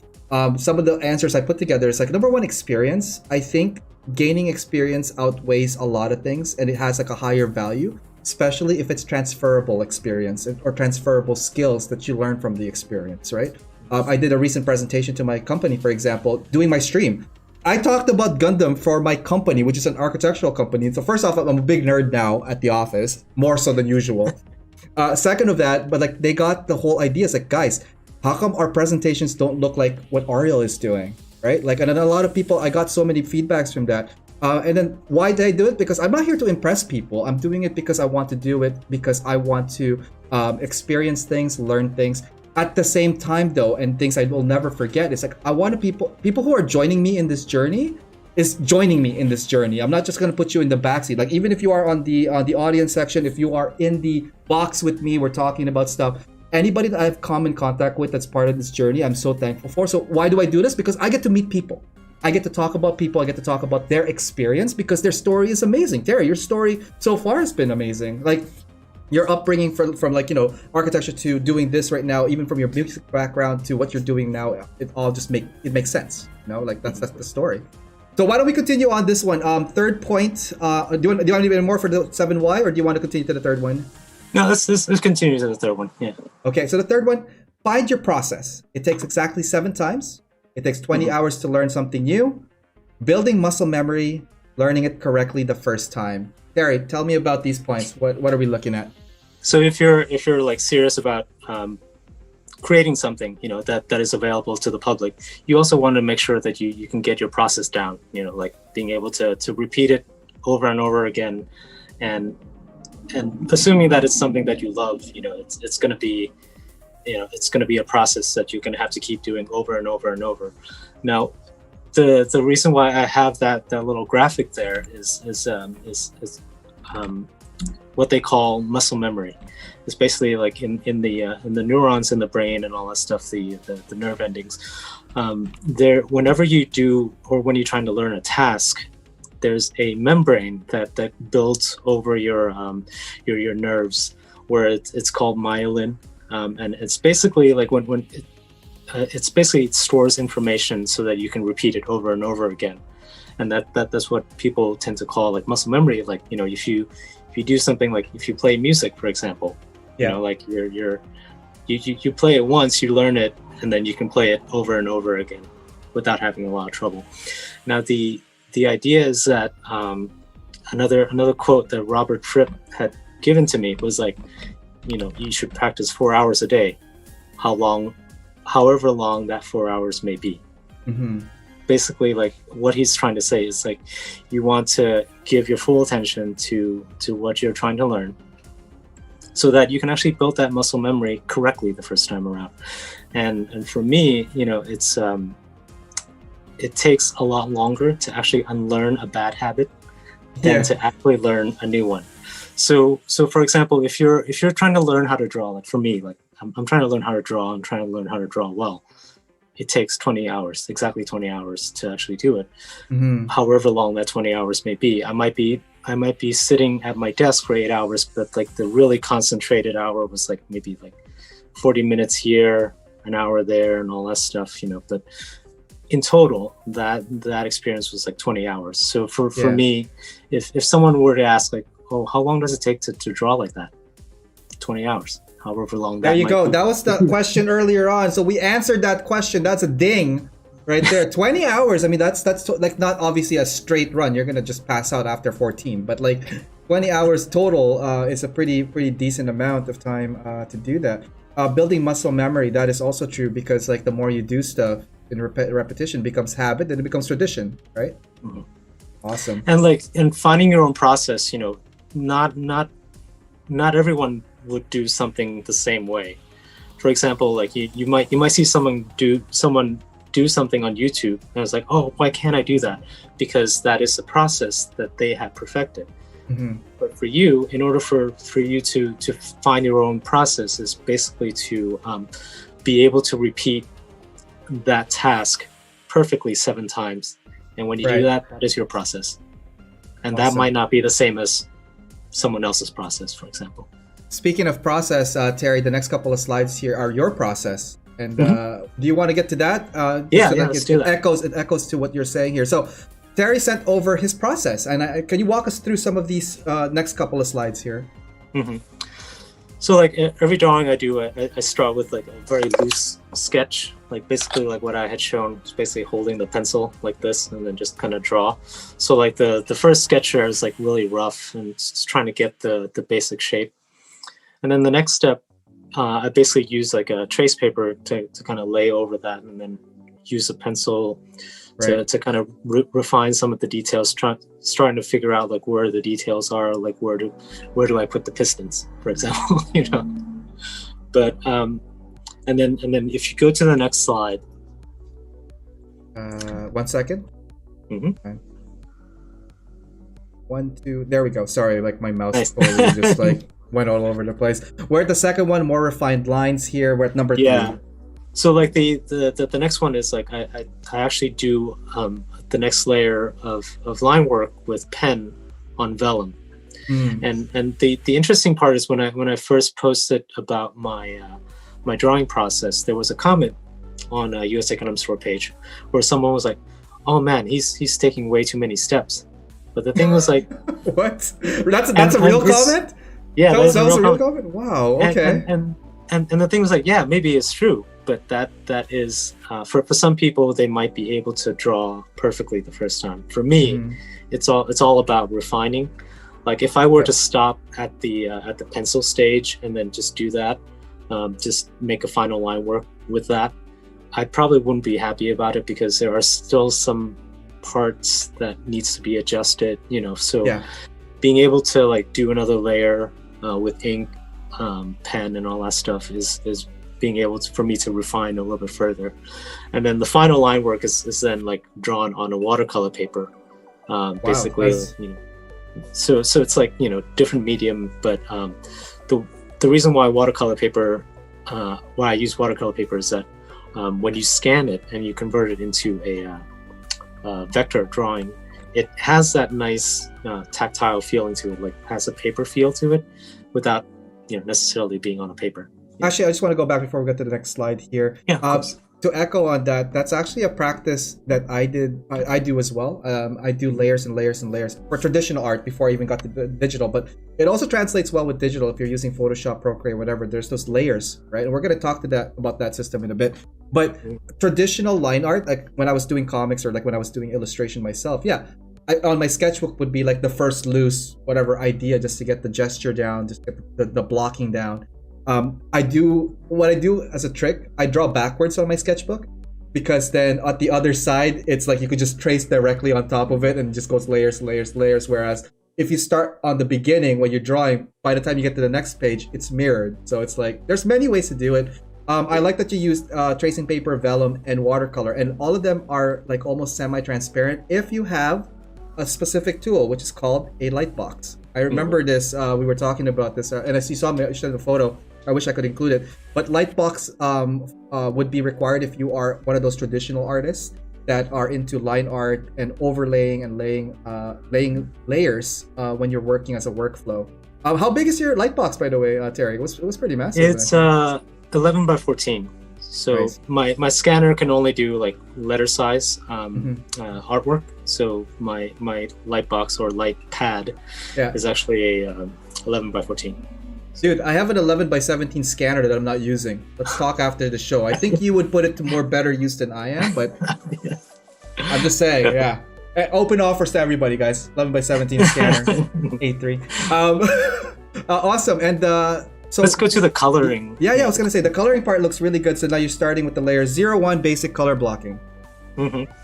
So like, you know, with anything, you kind of start mapping out, you know, where the colors are and trying to figure out like what the color scheme is, you know, and then from the comparison between the two, the shading and highlighting that I use, a lot of times most people when they do cell shading with color, they use three tones. Basically, one is the basic color, first is the lighter tone, and then third is the darker tone. I use somewhere between 6 or 7 different tones for each color, and that's it. Kind of gives a little bit more of a more depth to more three-dimensionality to something that is two-dimension essentially. So basically play on lights, play on shades, just to give it that extra curve. Because like, and also sheen, a lot of people forget this too, especially when you're dealing with like metallic objects. It's not like a flat color. You're gonna get like those like highlights, you're gonna get those reflections as well if you're really going for super detail. Awesome stuff, and I love the layer system. But yeah, everybody should start with the blocking first, get the colors, and then move on to the details. Do you want to go to the next slide after the vector coloring? Next slide. So these two might look the same, you know, at first glance, but there's a very subtle difference, and that's another thing that I do is there is a very bright highlight that I put in a bunch of different spots to kind of accentuate the edges and also corners and things like that. And that's also another thing too. Like if you want to take your art, your coloring, your color art, for example, to the next level, is to add some of those really bright highlights, you know, in some of those places, and that will actually make it pop. Awesome stuff. And yeah, like the details on this one, also where your light source is coming from, I think that's also important, because it has to make sense. You're not gonna have like, you know, it depends on how many if you have multiple light source, that's a different story. But like for this, it looks like almost like a single light source, top, you know, corner or whatever of the page, and that's where the light is coming from. And you just accentuate your shadow based on the geometry of your object. Right on. Sorry, my cat is here. So. Oh, hi, cat. What's your cat's name, man? Sienna. Sienna. Hi, Sienna. Welcome to AO Mecha Live. You are now the featured guest here. What can you show you Sienna on the screen? Hang on. Let's pop over. Pick her up, man. Let's see your cat. Let's see. Oh no, she just ran away. Oh. She knows that I'm live streaming, or like that the world can see her, so she just ran away. Oh man. Fourth piece here, honor your words. Again, very strong statement. What can you tell us about this, and why did you include it? So when you're starting to make your work available to the public, obviously money is going to be involved, and when money is involved, whatever product you're selling or you're giving or service or whatever, that needs to be the top priority. Like there's no like there's, you know, you have to, like, if you have to stay up all night to do something for a client, yeah, you're gonna have to do it, because, you know, the moment you lose that discipline, then it becomes then no one will want to call you back, essentially. Oh, absolutely. Yeah. Like, because the thing is, like, it is important that your word and your actions align. You can't just say, you can't talk the talk without walking the walk. That's like another statement. It falls into that. And the thing is, like, honor and you know, being trustworthy goes a long way, because, like, you know, and it's so easy to break. It's so hard to build, but yet so easy to break. And that's, again, really important to honor your words, guys. And there was a comment that someone had left on my one of the posts on my Instagram thing about, like, how he was doing a lot of art and all that stuff, and like for a long time, but then, like, his, you know, he stopped doing art because, like, he couldn't get along with, like, the client or whatever. The client relationship is also pretty important, and it's not just about them hiring you, but it's also, like, you want to make the relationship collaborative.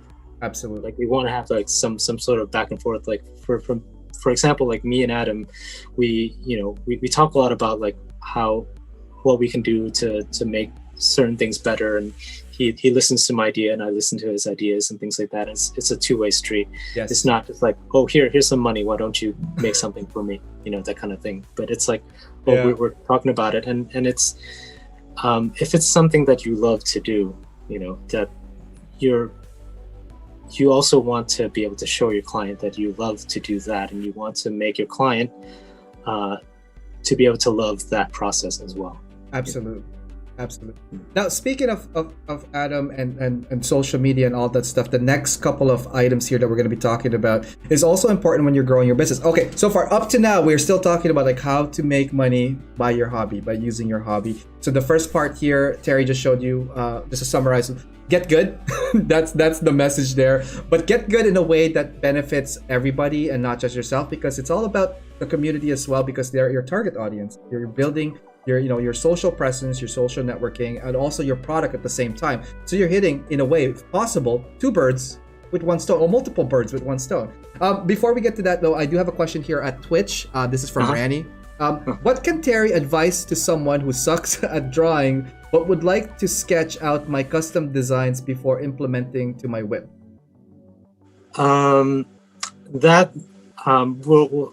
There's a next section that I want to show as well that will definitely, I think, will be helpful. Okay. Because for me, I'm gonna say this right off the bat, I don't draw it perfectly the first time, like, ever. So there is a process that you can start getting into and start refining and all that stuff. So in the next section, we'll definitely talk about that for sure. Awesome. Okay, well, why don't we go to the next part here, and we're talking about social media and sponsorship. A lot of people ask that question. I've gotten that questions as well, and a lot of people, like, ask, how do I get it? Where do I get it? I've been doing this for so long, yet nothing is happening. There's, like, that whole, you know, turmoil with someone that's, like, you know, been trying so hard to do it. Again, it's kind of like one of those subjects that are there but not really focused on, or, like, dealt in a something that you could easily swallow in a way. Terry, what's your take on this? Social media and sponsorship. So first and foremost, it's about your work. It has to be about your work first and foremost. You have to have, like, your work has to be, like, I don't want to say perfect, but rather it's something that you feel strongly about. That's first and foremost. Social media is essentially just the next layer to it, and it's how you present your work to the world. So first and foremost, your work has to be what you want to present. Okay, well, what about some key points when presenting? Is there any type of, like, platform or kind of, like, I wouldn't say focus, but, like, we've already covered that, like, content is the focus, but, like, how did they disseminate that into the social media? Well, let's go to the next slide. Ooh, next slide. Fine. All right, next slide. Your social media is your portfolio. I just answered my question. This show is over. Good night, guys. I'll see you guys on Monday. Jesus Christ. You're one-upping me on the show, man. Okay, you know what? It's now called the Terry T Show. Just go at it, man. I'm gonna sit over here. Let's go to the next slide. Let's go to the next slide. Your social media is your portfolio. Great topic here.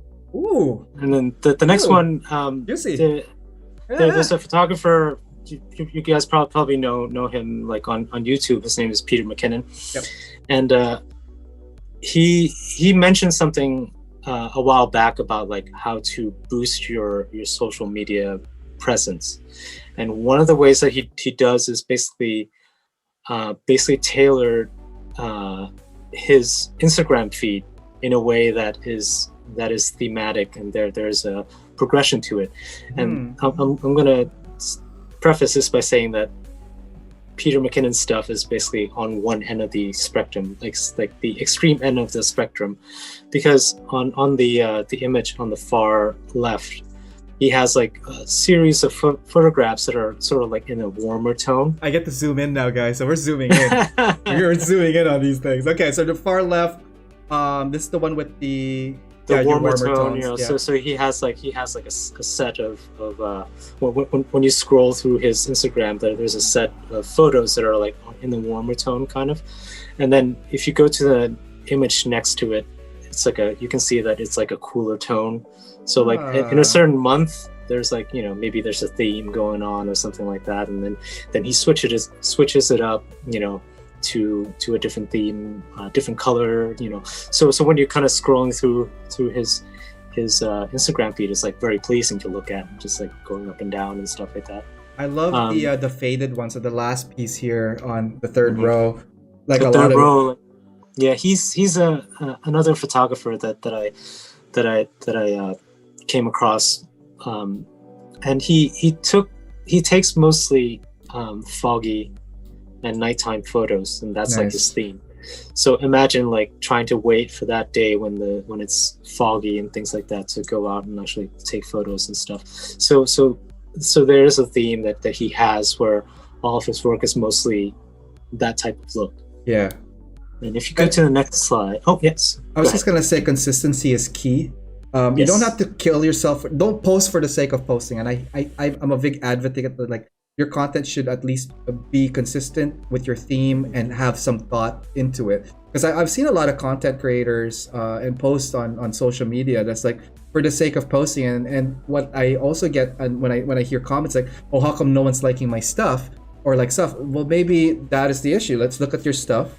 You know, what are you doing that might not be either tasteful for the audience? Maybe you're targeting the wrong audience, right? Also, if you want to build your audience, just circling back to your first point about habits, you want to build that visual habit for your audience, right? Like you want to be consistent. So for me, and I don't know if you guys seen this, but when I post my stuff, I think you see some of my face, like a little portion of my mug. And now, you know, I can't leave that anymore because the thing is, so I'm now committed to myself as the brand because I believe strongly in myself. I think you should know who you're talking with or who's building stuff, because I've seen a lot of, I'm not going to name names, but I've seen a lot of like content creators that just have like this camera down on the table. You have, you know, your standard like cutting mat, and you don't know who's talking. Like, what's their expression? Are they happy? Are they sad? You could see so much micro expressions on a lot of people. And I want them to know that, like, hey, you're talking to a real person. And that's why I also told you, Terry, about the getting your profile photo for me, because like I want people to see who you are. Outside of like, you know, the sticker. You're going to be known as the sticker guy for like the longest time now if we don't change that, right? So it's like, yeah, hey, this is Terry right here, you know? Again, consistency, building habit, knowing your target audience, presentation is key. And one thing that I do want to point out this one, even though they're two different photographers, you could see the consistency in both posts, the style, and the simplicity of it. It tells so much when you are just when the content is so relatable and so like there's like thought put into it and right, clearly shown into this. All right, let's go to the next slide over. More stuff here. And again, just to reiterate, look for consistency and focus on putting out like an actual well thought out, you know, composition, right? Mm-hmm. I like the next slide are like some of the accounts that I follow that are like sort of like a sci-fi mecha art or like Gundam art, and also like Gunpla, you know, page. And I'm just gonna zoom into the far right, the ships one here. It looks really, really cool, by the way. Yeah. And that one is you know, there's a theme there where he likes to draw on Post-it notes and then color on Procreate. Nice. You know, so there's a theme there, and he's constantly presenting. And there might be a few photos that he takes of him like doing his daily stuff. But when you scroll through his stuff, it's all about the drawings and all that stuff too. Mm-hmm. So the one in the middle, Crimson Frame, that's another one of my favorite Gundam artists. Very very clean, very pristine type artwork. The color is like amazing and things like that. He follows some of my work and I follow his stuff. We comment back and forth, and we're like fans of each other and all that stuff. It's like, I see you. No, I see you, bro. I see you. You doing your thing. Yeah, but like he has that very particular look, and it's super cool to actually see like all of the stuff, even though it's like maybe in a different view. Mm-hmm. It still has the same look. And then the one next over, the Saintism, that's another builder that I follow. Yeah, Chris here, man. I like a lot, yeah. And he's like, he has a very very distinctive style, and when you scroll through his account, it's like you can see like, oh yeah, that's totally his stuff. Right. And it's beautiful. It's again, consistency. There's another builder too that I interacted with sometimes. His name is Eric Prayogo. He's from Indonesia, and his account is called Prayogo Forge. And he does like he's constantly busy with commissions. Like he's always building commissions and stuff like that. And when you go into his Instagram page, it's like the same look. He has a way to present himself in a way that is like, it shows consistency. So like when someone who wants to commission something, they know exactly what they're going to get. And that is the message I want to drive across. Is like, whatever your style is, make sure that you're able to project that in a consistent manner so that people know that this is what you're going to get. Right on. The next slide here: discipline and consistency, flexibility to adjust. We covered definitely discipline and consistency because you obviously need to hone your skills, but be consistent as well in your product and your flow.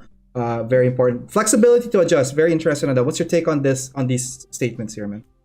Actually, this is the section I'm going to turn it over to you because I want to get your input as a YouTuber because sure. Because obviously you have a day job that like maybe you work 50, 60 hours a week, and you come back and then you stream, and like you're constantly here, and like all the posts that you do is like has a very consistent look to it. Like, what is your experience? My experience, I had to learn from others beforehand. So getting good off the start, lots of trials and errors and lessons learned. To be consistent, you really need to, number one, I'm not an organized person at all before, but like now I've developed a schedule. When I sent you, for example, for the show, I have like a specific structure on how the show is going to go and what I need from you at a certain date. I even broke it down from like Monday, initial contact with guest. Wednesday, I need all the images from them. Thursday to Friday, AV test. I need you to be online by 8 p.m. or 8:30 at the latest, and we go live, and then I just break down everything. Because the thing is, like, having structure helps with the habit. Because if I need to see it, from my experience, I need to see something like a visual cue for me to work on. That's why I have lists. Actually, it's funny. I could probably put that. Hang on, let me see if I could find something. So I have like a notebook where I have like checklists and stuff, and there's a box beside it. So this notebook, during the day, I'll be like, write down what my important goals are. I put them in a numbered sequence, and I put a box on it. Crossing X's on those boxes feel amazing. Now, in regards to consistency, it's so hard to do, especially if you have a busy life.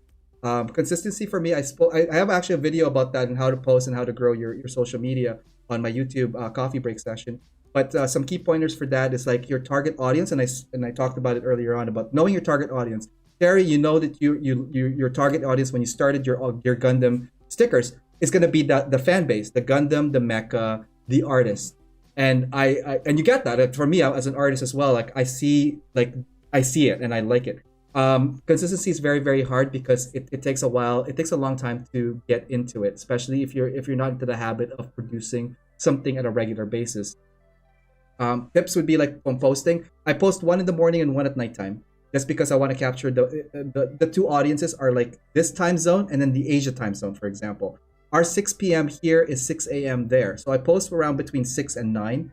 That's during the commute in a normal day. It's like people who are, and I'm looking at habits too. Oh my God, there's so many things I could talk about here, Terry. Thanks a lot. I'm not gonna stop now. People's habits, I do look at that because like people tend to be on their phone when they're traveling. Because I do that when I'm on the transit. I'm like on the phone half the time, just waiting to get to work, right? So that was my target audience. But like being consistent on the post, that's one. Being consistent with the style, that's another thing too. So when we're talking about Saintism and all the other guys on your photos, you can see that there's a pattern, either color, composition, posing, subject, right? That's also consistent. And for me, I have like LED backgrounds. I post Gundams. I post the show at a specific time, but also a specific style because you want to develop that habit for your audience. You know what's funny? If I post something totally completely different that's not Gundam related or anything like from my previous stuff, a couple of things happen. Either it's going to be really, really, really awesome and sick and I'm going to get a whole bunch of likes from it, or like the other portion's like, so what is this, dude? Like, I get messages like, what is that, right? Don't be scared about that. Another thing too is don't focus about getting the likes, getting the notifications like and all that stuff that like, hey, this is amazing or whatever. It's going to come over time.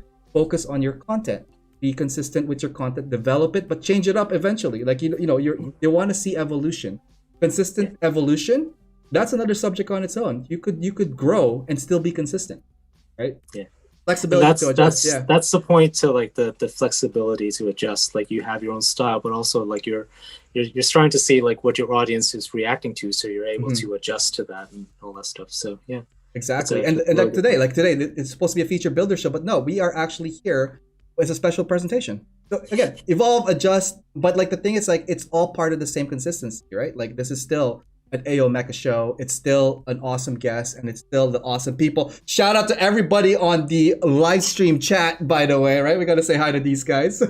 And like man, the whole crew. We got Julio, Pabs, Adam, Meg.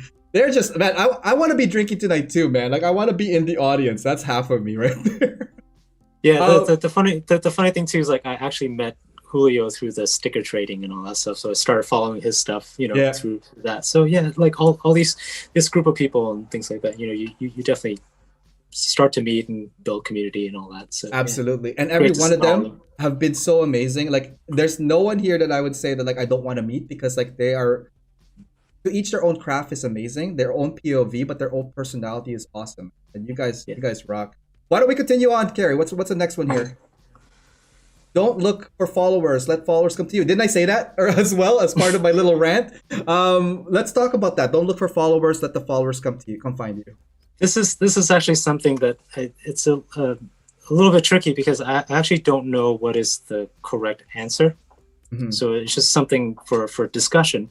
Because if you look at if you look at all my posts, I don't use any hashtags. I post all throughout the day, all throughout the night, that kind of thing.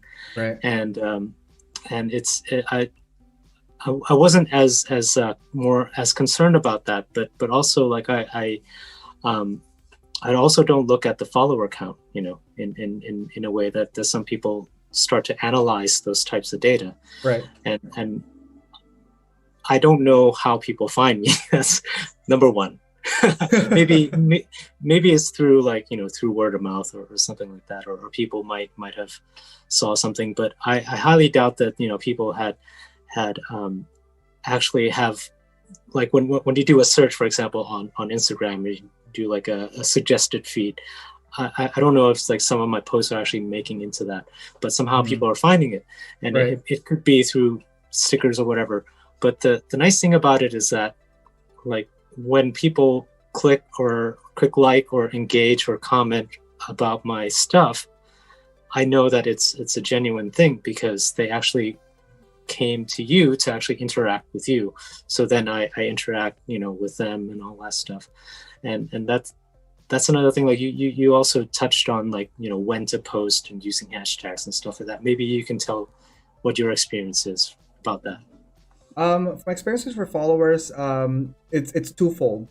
The first fold, because I'm trying to grow, I started following people first because I like their work and they're inspirational to me. I followed a lot of people that have become closer friends because of that. Like I would not have done. More so lately, after the first successful first season, I then reflected back, like, oh, how are people, finding me and all that stuff. Because I focused on content, focusing on brand. I have a lot of people now just following me over following them. But that's not me though. Like if I think I should be following you, I will. And I want to be friends with a lot of people because I think the community is about growth and networking. How do people find me? Like my face is all over the feeds.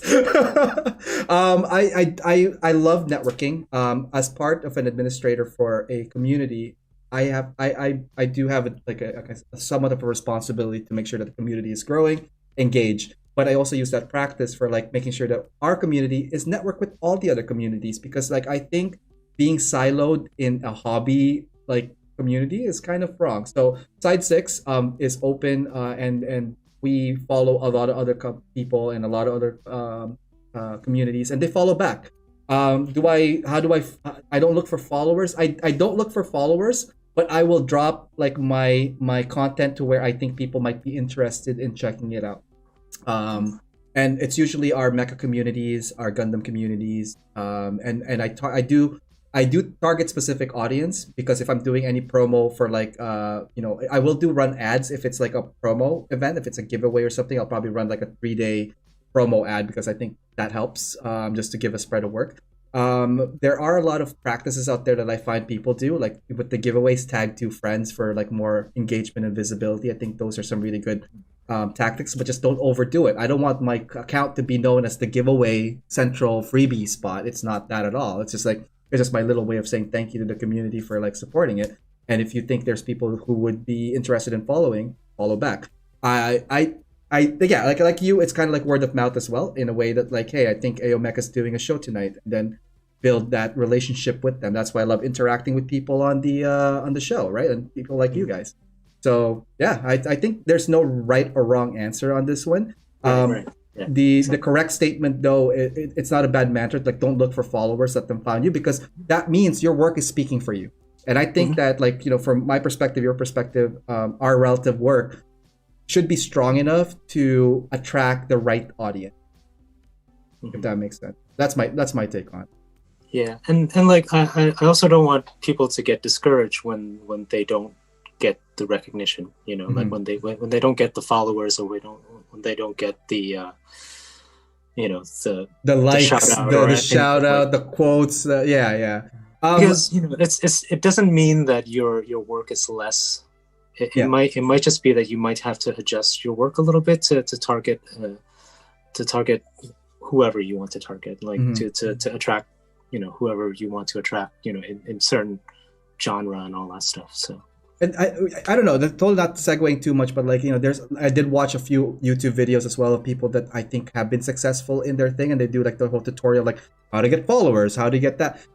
I didn't relate with some of them because like a lot of their vlogs or like their style just didn't suit what I wanted it for my subject matter and my subject audience. So I just experimented, really, like seriously, like I just experimented half the time. What if I post for a week only at 3 p.m.? What will that result? What if I post only this type of style? What would that result? So a lot of it is trial and error. Like some posts will get like, over 2,000 likes, and then some posts will just get like 15, right? Like it's so weird. I stopped looking at follower count or like stuff, searching for the likes a long time ago. So to me, it's like focusing on content. What do I want to do next? That's the question in my head. Like, what do I want to do? Not what, others would influence it. But obviously it's number one is what I want to do first. And number two, hopefully people like. Yes, exactly. Awesome. Cool. All right. Awesome. Yeah. All right. Let's go to the next one. We got a little press that button there. Let's see here. The pointed stick. I don't know what this means. Tell me about the pointed stick, man. When I was learning guitar with Robert Fripp, he has an exercise called the pointed stick. And it's basically, so it's a group of us that would sit around in a circle, and we would play these intricate pieces, like very complex pieces with like, odd time signatures and all that stuff, like difficult stuff to play.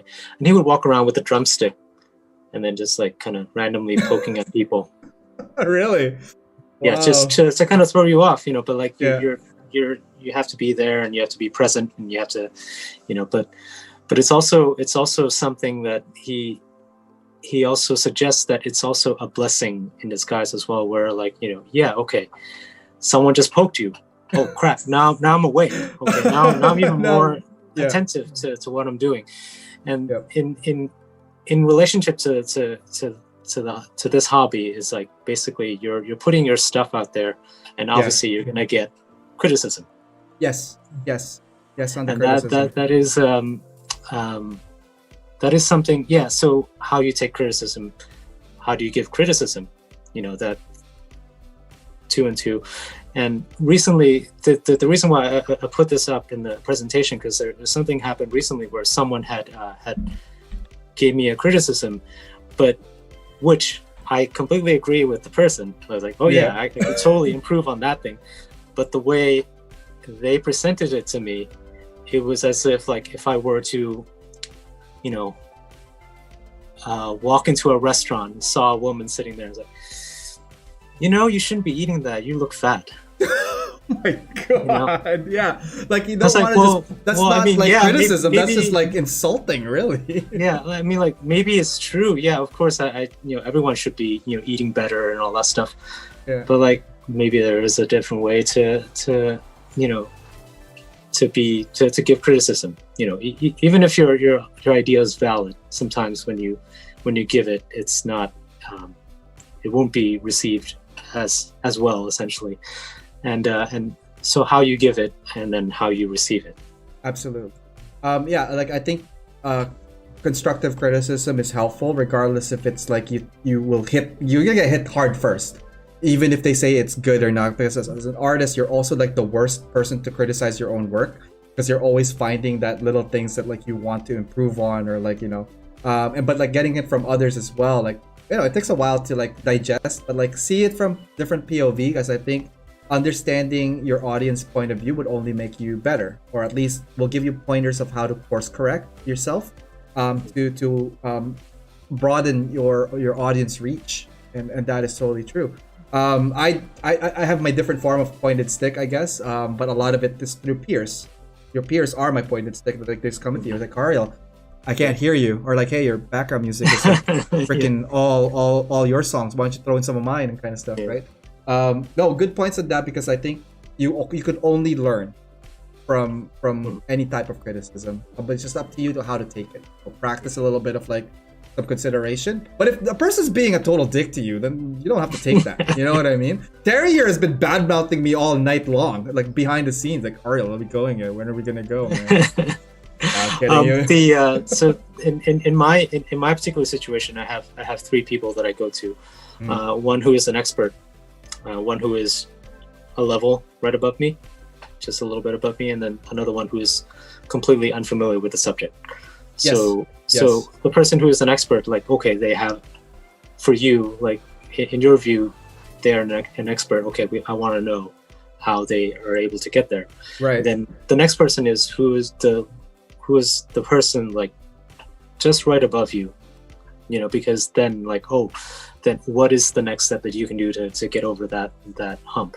Exactly. And then the last person who's not familiar with the subject, like especially with art, if you can convince someone who doesn't follow the genre or something like that it is good, then maybe there's some success there. And I also want to do a quick shout out to like Chris Pabs has a nice YouTube show. He does, yes. Called Critical Build, and that's like a super helpful show, to watch, as well as like just to see how they interact and all that stuff too. So definitely go watch. Yeah.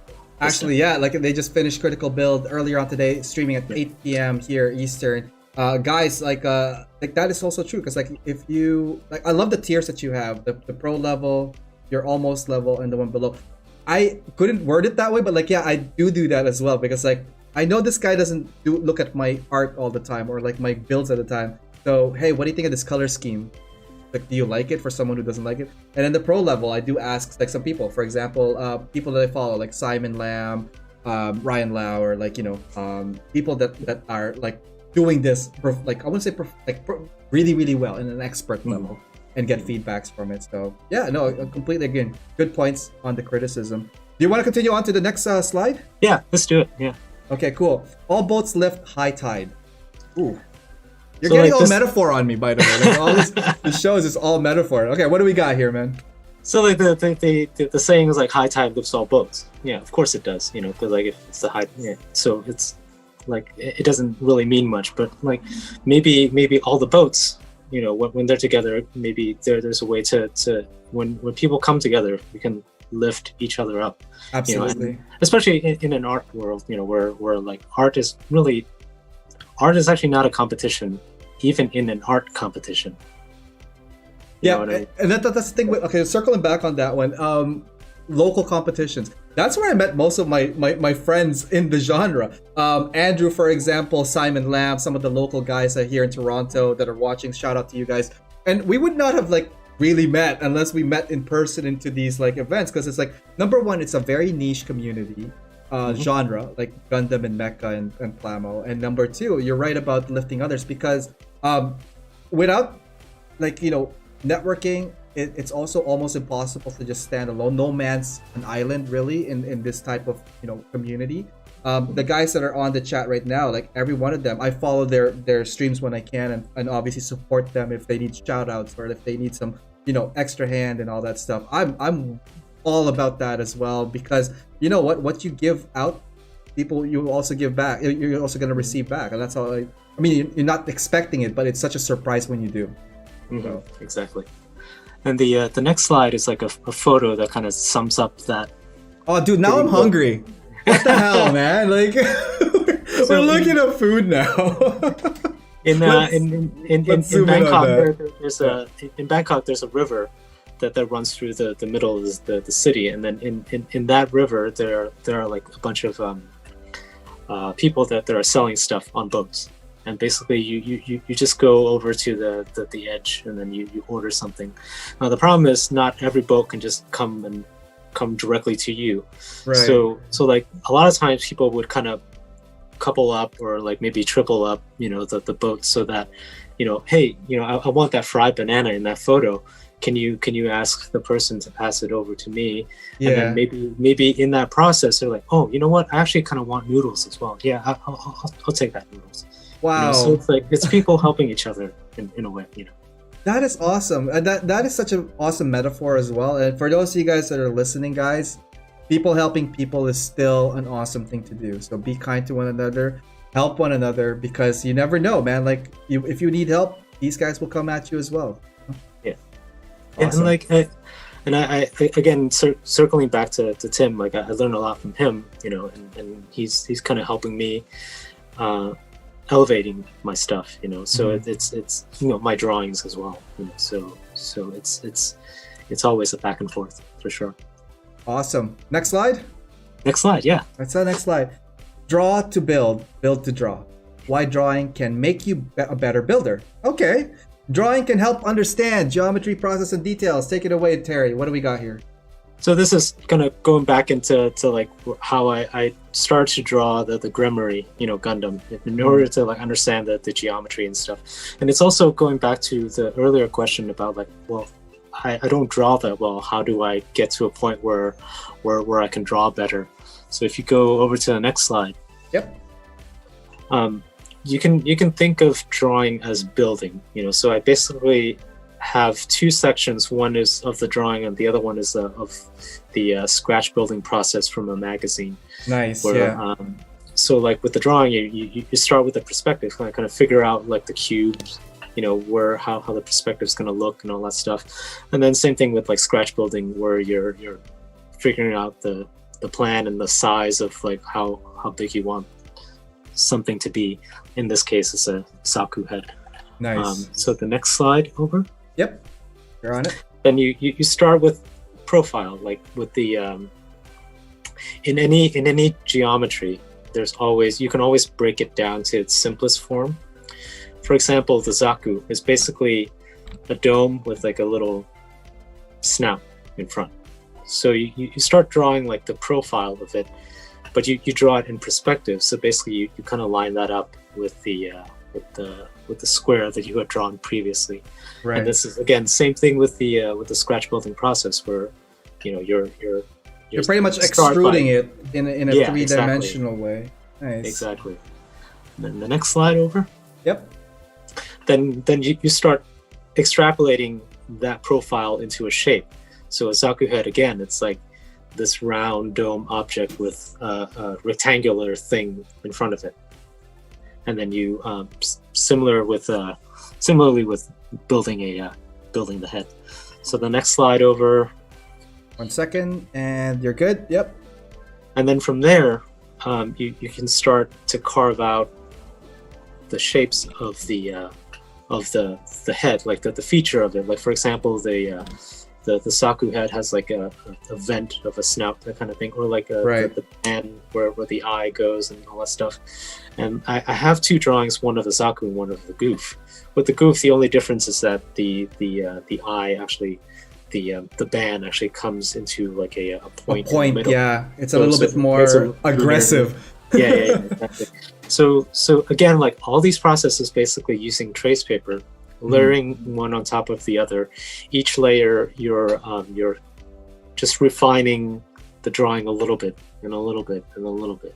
Right. Then the next slide over. Yep. Then you start like now that you have like a more recognizable thing, you start to add some other features. Like for example, the goof has like the commander antenna and like the cabling and all the stuff on the side. So you start sketching that out. Start overlaying some of the more information to that. Right on. The next slide over is adding the details. So then this is the fun part where you get to like, okay, now I want to add like the panel here, a panel line and all that stuff. This is where you get the details. But it takes a lot of steps to get to where it is, and it's all about refining from one step to another until you get to the point where you feel like you have a drawing that you're happy with, essentially. Nice. The next one over? Drawing next demo? one over is just a little zoom in sure. in drawing. Yeah, but yeah, we can do a drawing demo. I know. We'll go to the zoom in version. Sorry, I'm like all over the place. I want to zoom into the goof real quick here because like I just want to see like this is also a traditional method where it's pencil drawn over like tracing paper, or is it now vellum for this part? Tracing paper, yeah. Right and the what I would suggest too, like when you're learning how to draw, try to draw it on paper first, because there is a constraint there that you're forced to learn how to overcome it. With drawing with the digital, like for example, I'm going to be showing drawing on the iPad. Sometimes, I mean, it's a great and powerful tool, but it also comes with a trap, where you can easily import a photo and you can trace that, and then you can call it done. But the problem is like, yeah, you can trace pretty much anything you want here. Yeah, exactly. But like if for example, if I wanted to draw this, right? I can take a photo of this and trace it. Of course, it would be fine, but at the same time too, it's like, well, but it won't look real because there's because you're basically drawing a toy, first of all. Well, not a toy, but a model. Sorry. A Transformers? Are you talking about your Transformers there, little boy? You're drawing a model that is significantly smaller than the subject that you wanted to convey. Right. So then the perspective is going to be off. When you're looking at something, especially you're looking at a building, some of the vanishing lines and stuff will be a lot sharper than what you think it is. So so like, yeah, of course you can trace it, but it's not going to look correct. No, because like based on the lens, right? Like if you're taking a photo, the depth perception, the angle of that one, different lenses causes different type of effects and look. By default, I think our eyes are at like 35 millimeter, 50 millimeters, something like that, in like focal 35. Length, 35 in focal length. But like if you're drawing something that is stylized, or it needs an extra emphasis on just making it look cool, you will definitely need that extra perspective. Stretch it out to get that like vantage point. But yeah, anyways, Terry, please continue. But so essentially, when learning how to draw something, you want to like just go at it with the pencil and paper. Like I said again, like just the first drawing that you want to do, like just hold the pencil over here. With no pressure. You don't have to like make the drawing perfect, but like starting to get an idea of like what the shapes and what the silhouette is, and like trying to figure out like, oh, okay, like the V fin is like that, or the head is doing this, that kind of stuff, but like no pressure. And then once you get that first sketch in, overlay a trace paper, and then you start getting a little bit more specific of like, okay, well, let's fine tune how the head is going to look, or how the V fin is going to look, and all that stuff. And if it doesn't look right to you, put another trace paper on, draw it again, and then erase and then go on back with it. But I think once you've put, anyway, from my perspective, when I put another tracing paper on top, or if I put another layer on top, I'm committing to the structure. I'm committing to the line and start developing it further from that. Yeah, exactly. But yeah, we can go to the drawing. You want to do portion. that? Okay, guys. So very, very cool portion here. Terry is going to be doing a live session drawing for us, and I'm just trying to set that up. Why don't you fire up the iPad and we will go to that that scene. Let me mute my microphone because I have to move my iPad off of the stand here, and then Awesome. Tell you what, we're gonna do a quick commercial break, and then when we're back, we are gonna be doing stuff in the live drawing session. Check out this video, guys. Hey, what's up, guys? It's Ariel from AO Mecha. I just want to let you guys know about all my other social media outlets if you haven't had a chance to check them out at facebook.com/AOMecha, on YouTube, youtube.com/AOMecha, on Instagram, instagram.com/AO_Mecha, on Twitter, at AO_Mecha, and on Discord, fairly new. That one is AO_Mecha, #3414. Anyways, hope to hear from you guys through any of those platforms. Feel free to DM me or PM me, as well as emailing me. My email is aomecha.info@gmail.com. Just want to let you guys know that this episode is brought to you by USA Gundam Store. Please check them out, www.usagundamstore.com, and save on your purchases when you use my discount code AOMecha10. All right, let's get back to the show and see what's going on there. All right, guys, welcome back to the show. If this is your first time here, welcome. Don't forget to hit that like, follow, subscribe, and all that fun, so you know when new content is being uploaded or presented, or when I am streaming. Tonight we have Terry T, aka Gundamyatham. We're gonna get a live presentation from him and getting some live drawings done up. So why don't we go check out what's up with Terry? Okay, so can you see the Procreate screen that I have here? Yes, we do. Yep, you're good. Perfect, awesome. So now I'm using Procreate because it's the best way for me to actually stream the actual drawing and all that stuff. So I already started with a nice little cube here that's in a perspective, and kind of going. Let's see here. Whoops. Cancel. Let's start a new layer. There we go. And like, just kind of going back to like what I was explaining earlier of like how to set up the drawing. So I would set up with the cube, and then like figuring out where the center line is, and then let's do another layer here, change color. Right. So start with drawing like a profile. So like, let's see, I'm just gonna draw the Zaku head, kind of drawing that profile that you saw there, and then let's see if we can. I'm going to simulate trace paper by kind of turning down the opacity here. Wow. Okay, so it's literally like your visual example earlier on, but like, see how the play is out tracing, guys. And then, so let's see. So now that the next step is to like kind of extrapolate that into a 3-dimension. So we have that dome shape thing happening there, and then there's that rectangular thing. Again, using the guideline that we have before, just to kind of figure out like where the perspective is, and again, like see how rough my drawing is. It's like you don't really like I'm not being very specific about Are you using like button. a hard brush? Like what's your setting for that? I'm currently using, let's see here, a 6B pencil. It's basically like a regular copy of pencil. like Yeah. a regular pencil. So let's go to the next layer. So let's refine on this thing here a little bit. So we know that the Saku has like that band here for the eyes.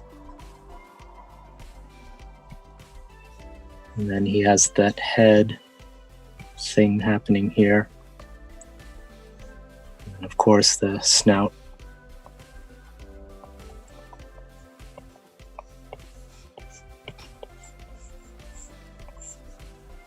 And Really again, just getting the blocking out like a little bit more defined. Yeah, exactly. And then since the Saku has like this little barrel thing, I'm gonna draw that barrel there in the middle, and I'm gonna sketch like a little center line here just for me to figure out where it is. And again, do you usually draw from that far? Do you zoom in as well for like, I guess for the details you'll zoom in a bit? For the rough sketch, I always draw far away. That's also another trap with digital drawing, is that you can zoom in really close, which is great, but then like you're not actually looking at the entire drawing as a whole. Yeah. So like for this part here, I'm like, okay, let's see. Something looks a little off, let's see. It doesn't look mean enough, so let's make this eye here a little bit closer together.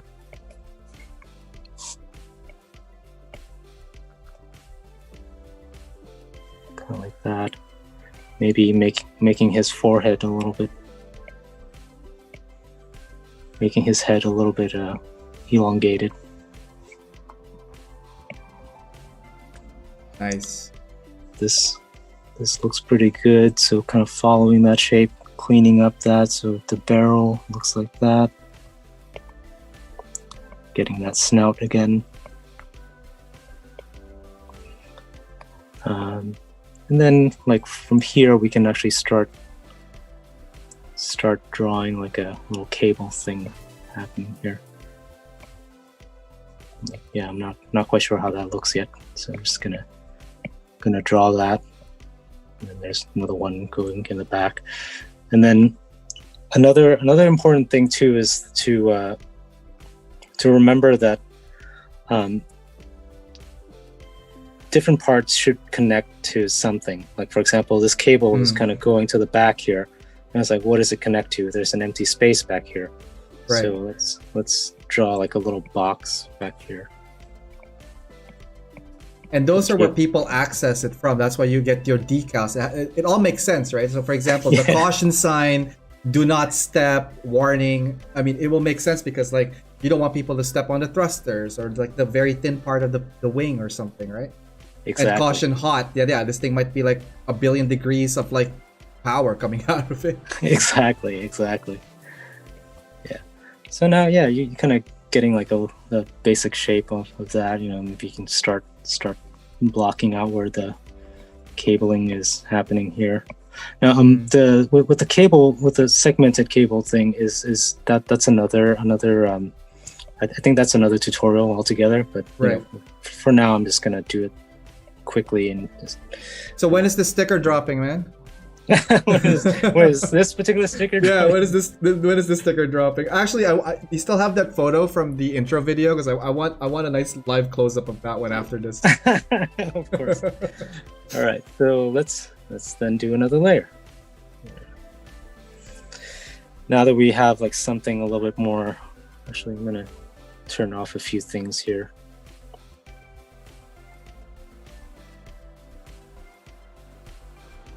Oops.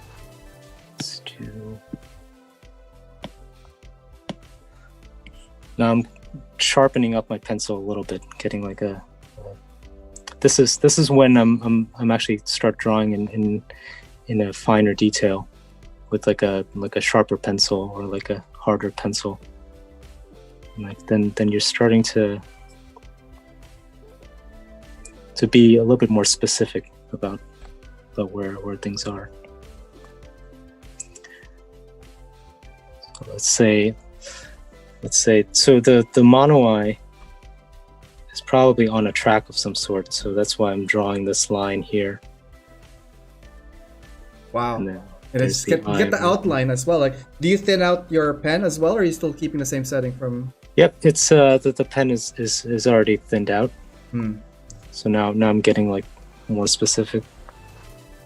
Then let's again tracing back the some of the previous information that I have. Right.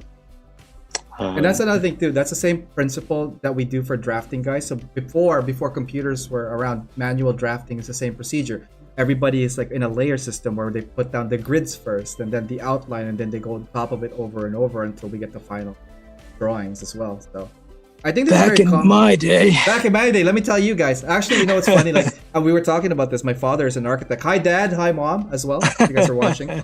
And he's old school. Like he grew up. He was a drafter. He's an architect and drafter. And I've seen plans before I was even in my like when for as long as I've been alive. I've always been around plans and floor plans and whatnot. So all of these drawing lines and like lines mean something has always been in me, and I do appreciate, like, especially your techniques. Like we were talking about it earlier on about like styles and approaches. Like I could tell that the architecture background that you have is definitely well represented in your drawings, man. Yeah, and it's definitely one of my favorite subject in high school and in college was like what kid, like I as a kid, I get to sit and draw for like an hour or something like that. However long the class is, and it's pretty awesome. And did you take art classes before architecture, or was architect like? I took art classes before, and here's a funny story. I'll tell you while I draw here. Mm-hmm. So I grew up in Thailand, and I went to school in Thailand. Took art classes as a kid and all that stuff, and I kind of got to a point where I'm like, oh yeah, I'm really enjoying drawing and all that stuff, and I really want to pursue art, for a living. Then I got to let's see, I think I was like 9th grade or something like that in school in Thailand, and did an art class, and I was like drew a picture of a plant. I thought it was like, oh man, this thing is awesome. Look at the shading, look at all this stuff. The teacher failed me. Oh no, that's like the worst, man. Yeah. Did that deter you? Obviously it didn't, but like what did you do after? It did. Though? Well, actually it did, because I was like, oh man, like I really thought that also having Canadian kind of coming out in me. I'm actually not Canadian, but I hung out with a lot of Canadians, like, oh man, hey, but sorry guys, sorry. But yeah, like that was like that deterred me, and I was like, oh man, well maybe I should go into business or something. Mm-hmm. And then I moved to the States, and they one of the requirements for the classes it's like an art class, so you have to take an art class, and I was like, well, I'm not going to do well in this, but whatever, I'll just draw.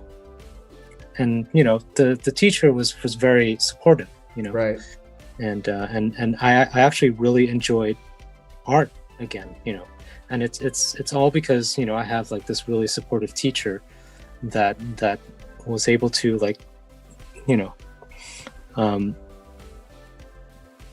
encourage me to like start improve how I draw and all that stuff, and she even took me to an art studio that was run by her mentor, and nice. he this is in St. Louis, and he basically is an old school artist where he does like traditional traditional illustration for magazines. I think he has some in like Time magazine and stuff like that, and like billboards and all that stuff. He used to do, like all by hand, acrylic painting and all that stuff. And being able to see that, and I was like, oh man, I really, really want to be an artist.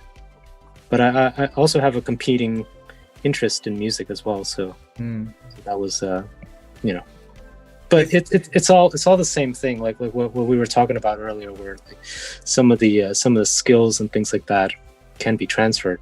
Right. Yeah. I was gonna say the thing is like you can still do music and art. I don't think limitation is the factor. It just comes down to two things: priority and time. Right? Like which one do you want to spend your time on? What is more priority in your life? And I think a lot of people could relate to both. And sometimes people just don't have either. But if you do want to be successful or succeed in your passion or your craft, you need to spend time. You need to spend some priorities on it. Now, so where I am in the drawing right now is that I'm actually starting to get very specific as far as like, okay, well, maybe the barrel has like, holy cow, we just zoomed into like the details here. He's been actually hacking away on like little like notches here on the cabling. Wow, and awesome. Another important point about like about geometry is that I'm adding like some of these lines to represent where the corner is starting to turn a little bit. So like what you mentioned earlier, each line is representing something. So you're not just drawing the line because you want to draw a line. You want to draw the line because it represents something. Right. And then I can start getting into like, okay, well, maybe I want the notch to be right here, or like, okay, maybe I want to have a panel line right here because it connects to like this little part right here. I can do that. So like, oops. But yeah. But again, how are you liking drawing on Procreate now, by the way? Because I know you've been doing traditional for like the longest time. Drawing Procreate on Procreate is great. It's awesome. It's I can undo, which is great. Yeah, to me it's the undo and the layers, but like. But yeah, like I would go back to drawing on paper, after drawing on Procreate for a little bit, and then I was like trying to press undo on paper. I was like, undo. I didn't mean to draw that line. Undo. Okay, I can undo. Yeah, exactly. It's just a lot faster and ease of use. What would you say is some of the drawbacks though if you're doing digital person? The drawbacks is this: being able to zoom really close, because then you're like in the thick of it, and then you which is nice. Sometimes you want to get that specific, but then like when you zoom out, it's like, oh, it doesn't make sense. Maybe off. this doesn't. Yeah, maybe this doesn't make sense now. Something like that, but it's a great tool, and I like the fact that that it feels natural to draw as well, because they work. It seems like they work really hard on trying to get the feel correct as far as like drawing is concerned. Whoops, let's see. So I'm gonna turn off a couple things here. There we go. So now we have something like that. And wow. Then that's cool, man. So now we're starting to get somewhere, and then if this is where you want to stop, that's totally fine too. If this is what you're satisfied with, like a sketchy kind of thing, or what I tend to do is like I go another layer, and then I start getting into like more like fine point and all that detail, right? Yeah, let's see here. Hey, there's a question here from Hasaki. Henry. He's asking what type of iPad you got. I just told him that I also draw on Tuesdays over at Twitch. This coming Tuesday, I'm going to be doing a mecha concept design for a friend of mine, so that's going to be the topic. He's asking what size do you use? I use I think we have the same size, like what, 9 by something, 9 by 12? 12.9 inch. However, 12.9, when I was, so it took me forever to trying to decide if I want to get an iPad or not, because what I was worried about is like I don't want to start drawing something in digital and lose the style that I have. So I borrowed my girlfriend's iPad to learn Procreate on, and hers was like like a 10-inch or something, or whatever size that was. But like I didn't have a Apple Pencil, so I was drawing with the finger and stuff like that. And that I posted a few drawings that I did with a like a finger painting essentially on Procreate. And the really nice part is like they certainly, you know, there is an option where you can streamline the brush, and then, you know, whatever line you draw would look perfect, you know, for example, you know, and that while that's a crutch, you know, it's also sometimes could be usable as well. I think for me, when we're talking about pencil, it's like I've used other like tablets before for PC coloring and drafting. I have a Intuos Wacom a long time ago because I was getting into coloring. I haven't done so in a couple of years, but like what I liked about the Intuos that is different from a lot of it, and again, this is from like a dated time. This is like years ago. The tilt function is, to me, is the most important, because like when you draw, especially with pencils or charcoal or whatever, when you tilt your hand in a certain way, you need that, you expect to have that same stroke of like degree. Whereas all the other touchscreens before, it's only pressure sensitive, but in one direction, which is down. So I find that like using the pen, you could, I think it has a little bit of tilt to it, up to I think 60 degrees or something like that, which will change your pen direction and the curve of your pen or brush or whatever it is to that angle. And that feels more natural and realistic than the previous iterations of. So yeah, if I was to recommend, absolutely, I think iPads are really great for that. But again, don't break your bank. If you don't have the resources, this is not a toy. This is not something that you just buy off out of the whim for most people. But like if you save enough, you have the resources, and you're inclined to do drawings, I don't know. Would you recommend this route? I would recommend, again, hand drawing is what I would recommend first, especially when you're learning how to draw. It's always better to do hand drawing, because then it's like you're not investing a lot. You're getting a lot of bang out of your buck. Right. Another thing I want to point out too here, I'm getting to this notch here, right? Like, crap, the detail on this is like so fine now. Thank you.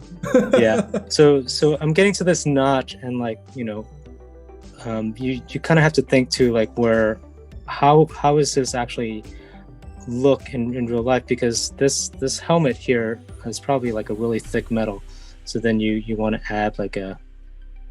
add some thickness to this, because you're basically cutting into that, so it's not just leaving that outline, you know, around there, but adding like a little bit of thickness too, and then you're starting to get a sense of you know, the material and all that stuff as well. So nice. But to your point, yes, I would recommend hand drawing first, and get like a nice little light pad or light box on Amazon. I think you can get like the one that I got was like a $20. It's LED too, so it doesn't heat up as bad, right? Exactly, and USB powered, so you can plug into your whatever USB outlet and all that stuff. Nice. But yeah, I'm just kind of like just going through again, like just repeating some of the lines that I have drawn before, but now I'm getting into the specific. Like, for example, maybe there is a panel right here that's making up that side of the snout, you know. Getting whoops. And doing that. Maybe there's a notch there, another few notches here. Another detail that I really like to add is this barrel kind of detail thing here that I got from very AOZ. Exactly. Like maybe inside, there's like a little bit of like extra tubing. Yeah, some tubing inside and stuff, you know. Little notch here, little cable. Again, like I'm just, you know, going very quickly and not being super specific, and you can get as detailed as you want, but you know, at the end of the day, it's like if you're drawing something very small, sometimes you have to wonder if people are going to see those details and stuff. Right. Yeah. If it's a poster size, billboard size, probably, but if you're like scaling this down in final print or production, the details will will be lost. But like if you are doing like a nice, fairly large prints, I mean the effort will be there for sure. Exactly. So okay, so now I got to that.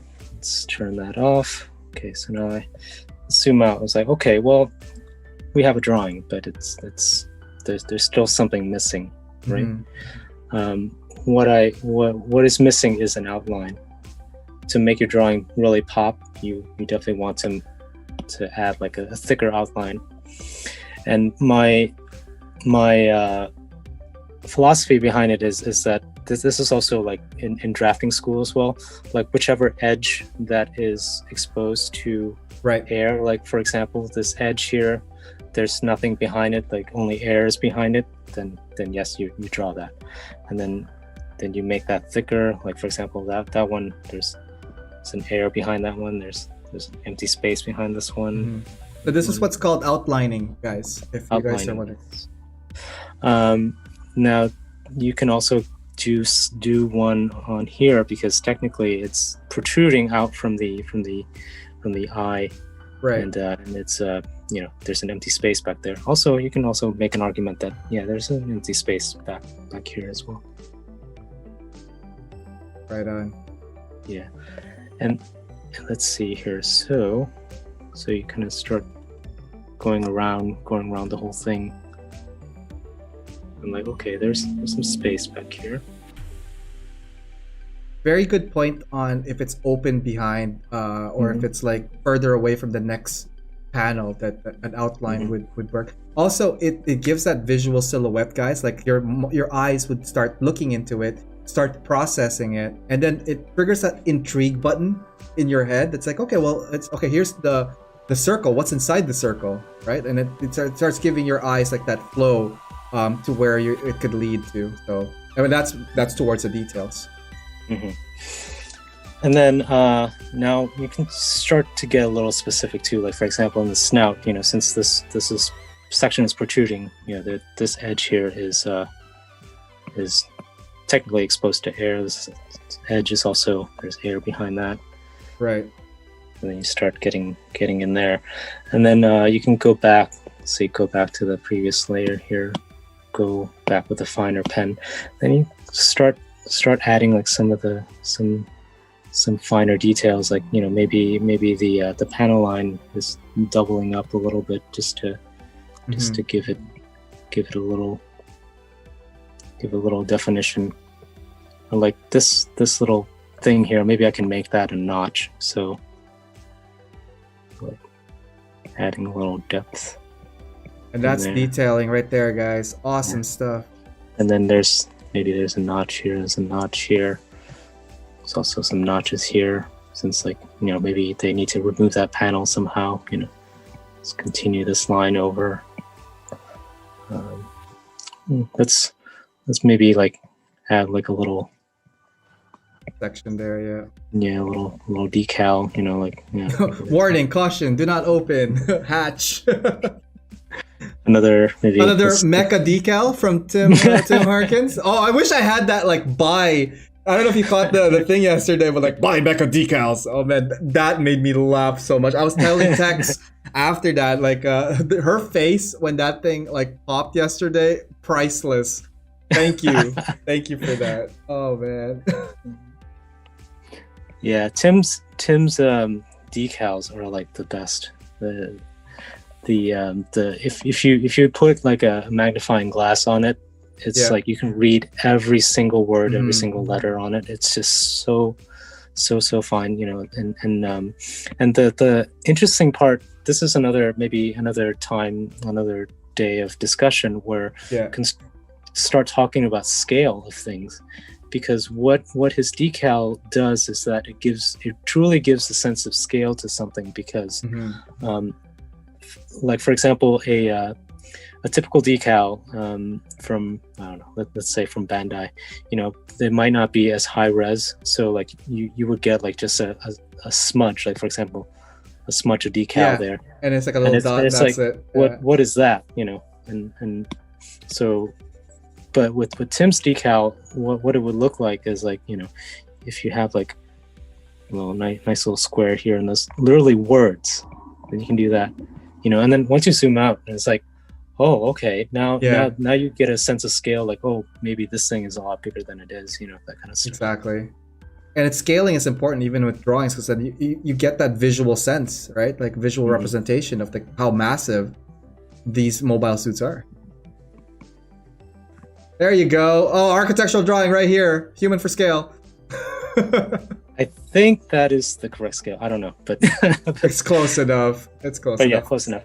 I'm gonna switch over. I'm gonna switch over to the live stream again. Sure. And, thank you for that, guys. We're gonna switch back to me first, guys. Thank you so much for that. Terry here is switching back to this camera soon, and we'll switch over that. And we're gonna do a little bit of recap for our show, because we are approaching our 3 hours. So we're gonna put another probably 10 minutes or so onto this.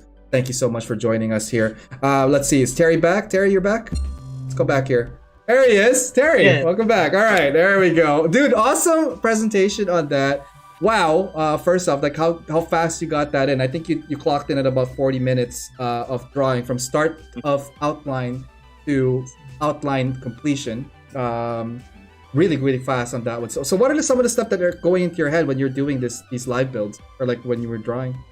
Well, a lot of times when I draw, I try to think of like how would someone build this? Like if like for example, the head of Azaku, like it's going to be really big, and it's like this big round object. Of course, they're probably going to be segmenting something, segmenting that geometry so that it's easier to assemble. Like similar to aircraft, you can see like on an airplane there are a bunch of different panels and things like that. Right. So the whole time while I'm sketching, I'm like, oh, how am I going to detail this? Where are the panels? How is this going to build or come together and all that stuff? So. Right on. Yeah. Terry, thank you so much for being in the show. Why don't we go back, because we want to talk about where they could find you. So I have the slide open right now. Terry, for those of you guys that are interested in finding you, where can they? Where are you? Where are you at? I am mostly on Instagram and Twitter, so you can find me at Gundamyatham, which is Gundam, the word Gundam, and add YATHAM after that. So. Right on. And again, Terry, thank you so much for your insight on this one. I hope everybody that's watching tonight learned something, because it was very educational, very on point. Can't wait to see what you come up with next. Do you have any last messages for your folks before we sign you off, man? Support other builders. Like the best way to help support each other is basically to like, follow, and share. So if you see a builder that maybe has like less followers and stuff, constantly share their stuff, because it's it could really help them. And if you come across someone who's like in not really having a good time as far as like with this whole thing happening, or like they just want someone to talk to, open up and use this hobby as a way to connect with other people. Absolutely. And maybe some quick pointers for those artists that are thinking of trying to get into art. What kind of advice would you give them? I would say ask why 7 times. Why do you want to do it? And if you go through that process and you discovered, oh, okay, well, this is really, really what I want to do, then I am here. If you want, if you can contact me, I can certainly walk you through how to draw something or how to get started. I'm sure other people in the community are very, very willing to share their knowledge as well. It doesn't have to be about this hobby. Maybe it's just something that's outside of the hobby and all that stuff. Like maybe if I want to learn how to, get a video setup going, of course I'm going to come to you, or things like that, So I'm here. I'm open. Feel free to contact me. I can certainly help out with anyone who wants to get started drawing and all that stuff too. Awesome. So much information. I want to have you back on future shows if that's possible. It's an open invite, man. Terry, you have been amazing. Your energy. I don't know how you could still go. We're up 3 hours now, and this is great. I just want to say hi to everybody over there on Twitch and over there on YouTube, guys. Thank you so much. Hasaki has been like on us here.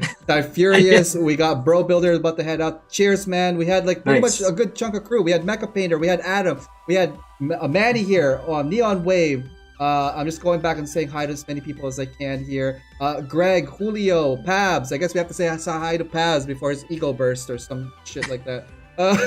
Brendan Hay is here. And there was a comment from Brendan. Over time, I noticed a core audience among platforms. That is true. I mean, I think it's a community, but like, I'm always open. Like Terry is open to like, you know, hearing from a lot of people. Anybody who's willing to learn or like, you know, better themselves. That's like an ultimate goal for I think a lot of us, and that we could relate with. And if we could help you out in any way possible, reach out. The community is amazing. Okay, Terry, stay on the line. I'll say bye to you before you know we shut down fully. But like, Okay. why don't we say bye to the audience for you? And you know, when is your next sticker dropping? Do we have a date yet for that? This is for December or January? The wing sticker is going to be part of a sticker pack. I'm not quite sure when that's going to come out yet, but it should be coming out this month. And Okay. I'm also working on designing some of the T-shirts with the previous sticker design. So look for that as well on the USA Gundam Store website. Awesome. And when you are launching these stuff, let's have a show on that. I think that's going to be fun to talk about your new products, man. Absolutely, for sure. Awesome. Terry, thank you so much. We'll sign you off. And then we will do our outro. Terry, say bye to your fans, man. Awesome. Thank you. Thank you for watching. Bye-bye. Bye, Terry. All right, guys. So that was Terry Gundamyatham. Check him out, guys. Overhead, his Instagram, all his social network addresses are on the description of YouTube. I just want to say thank you to everybody that tuned in tonight. Guys, you guys have been awesome. If you guys have any questions, feel free to message me or Terry directly. We'll be happy to answer that. This episode is powered by USA Gundam Store. So guys, check them out, usagundamstore.com, and save when you use my discount code AOMECA10. As well as we are partnered with Gun Primer. Check them out, gunprimer.com. And again, save with my discount code AOMECALive. The next stream will be on Monday with a backlog builder episode. We're continuing the MG Epion Part 2, and I think we're going to complete that as well as my review and final products of that. And hopefully we do finish it. I want to finish that because I want to get to the next kits. Tuesday will be our design and chat session. I think that's going to be fun. We're going to do some more mech drawings. And after seeing Terry draw that fast, oh my god, I got to step up my game. Jeez. Amazing artist, guys. Follow him on his social. And then, yeah, we're back to a regular scheduled program. More on that in the post to come. So, yeah, hopefully you guys had a good night. Enjoyed it. Be educated by it. Spread the love, spread the knowledge, guys. And hopefully you guys are taking care of yourselves. Until next time, guys, this is Ariel from AOMECA. Take care. See you guys.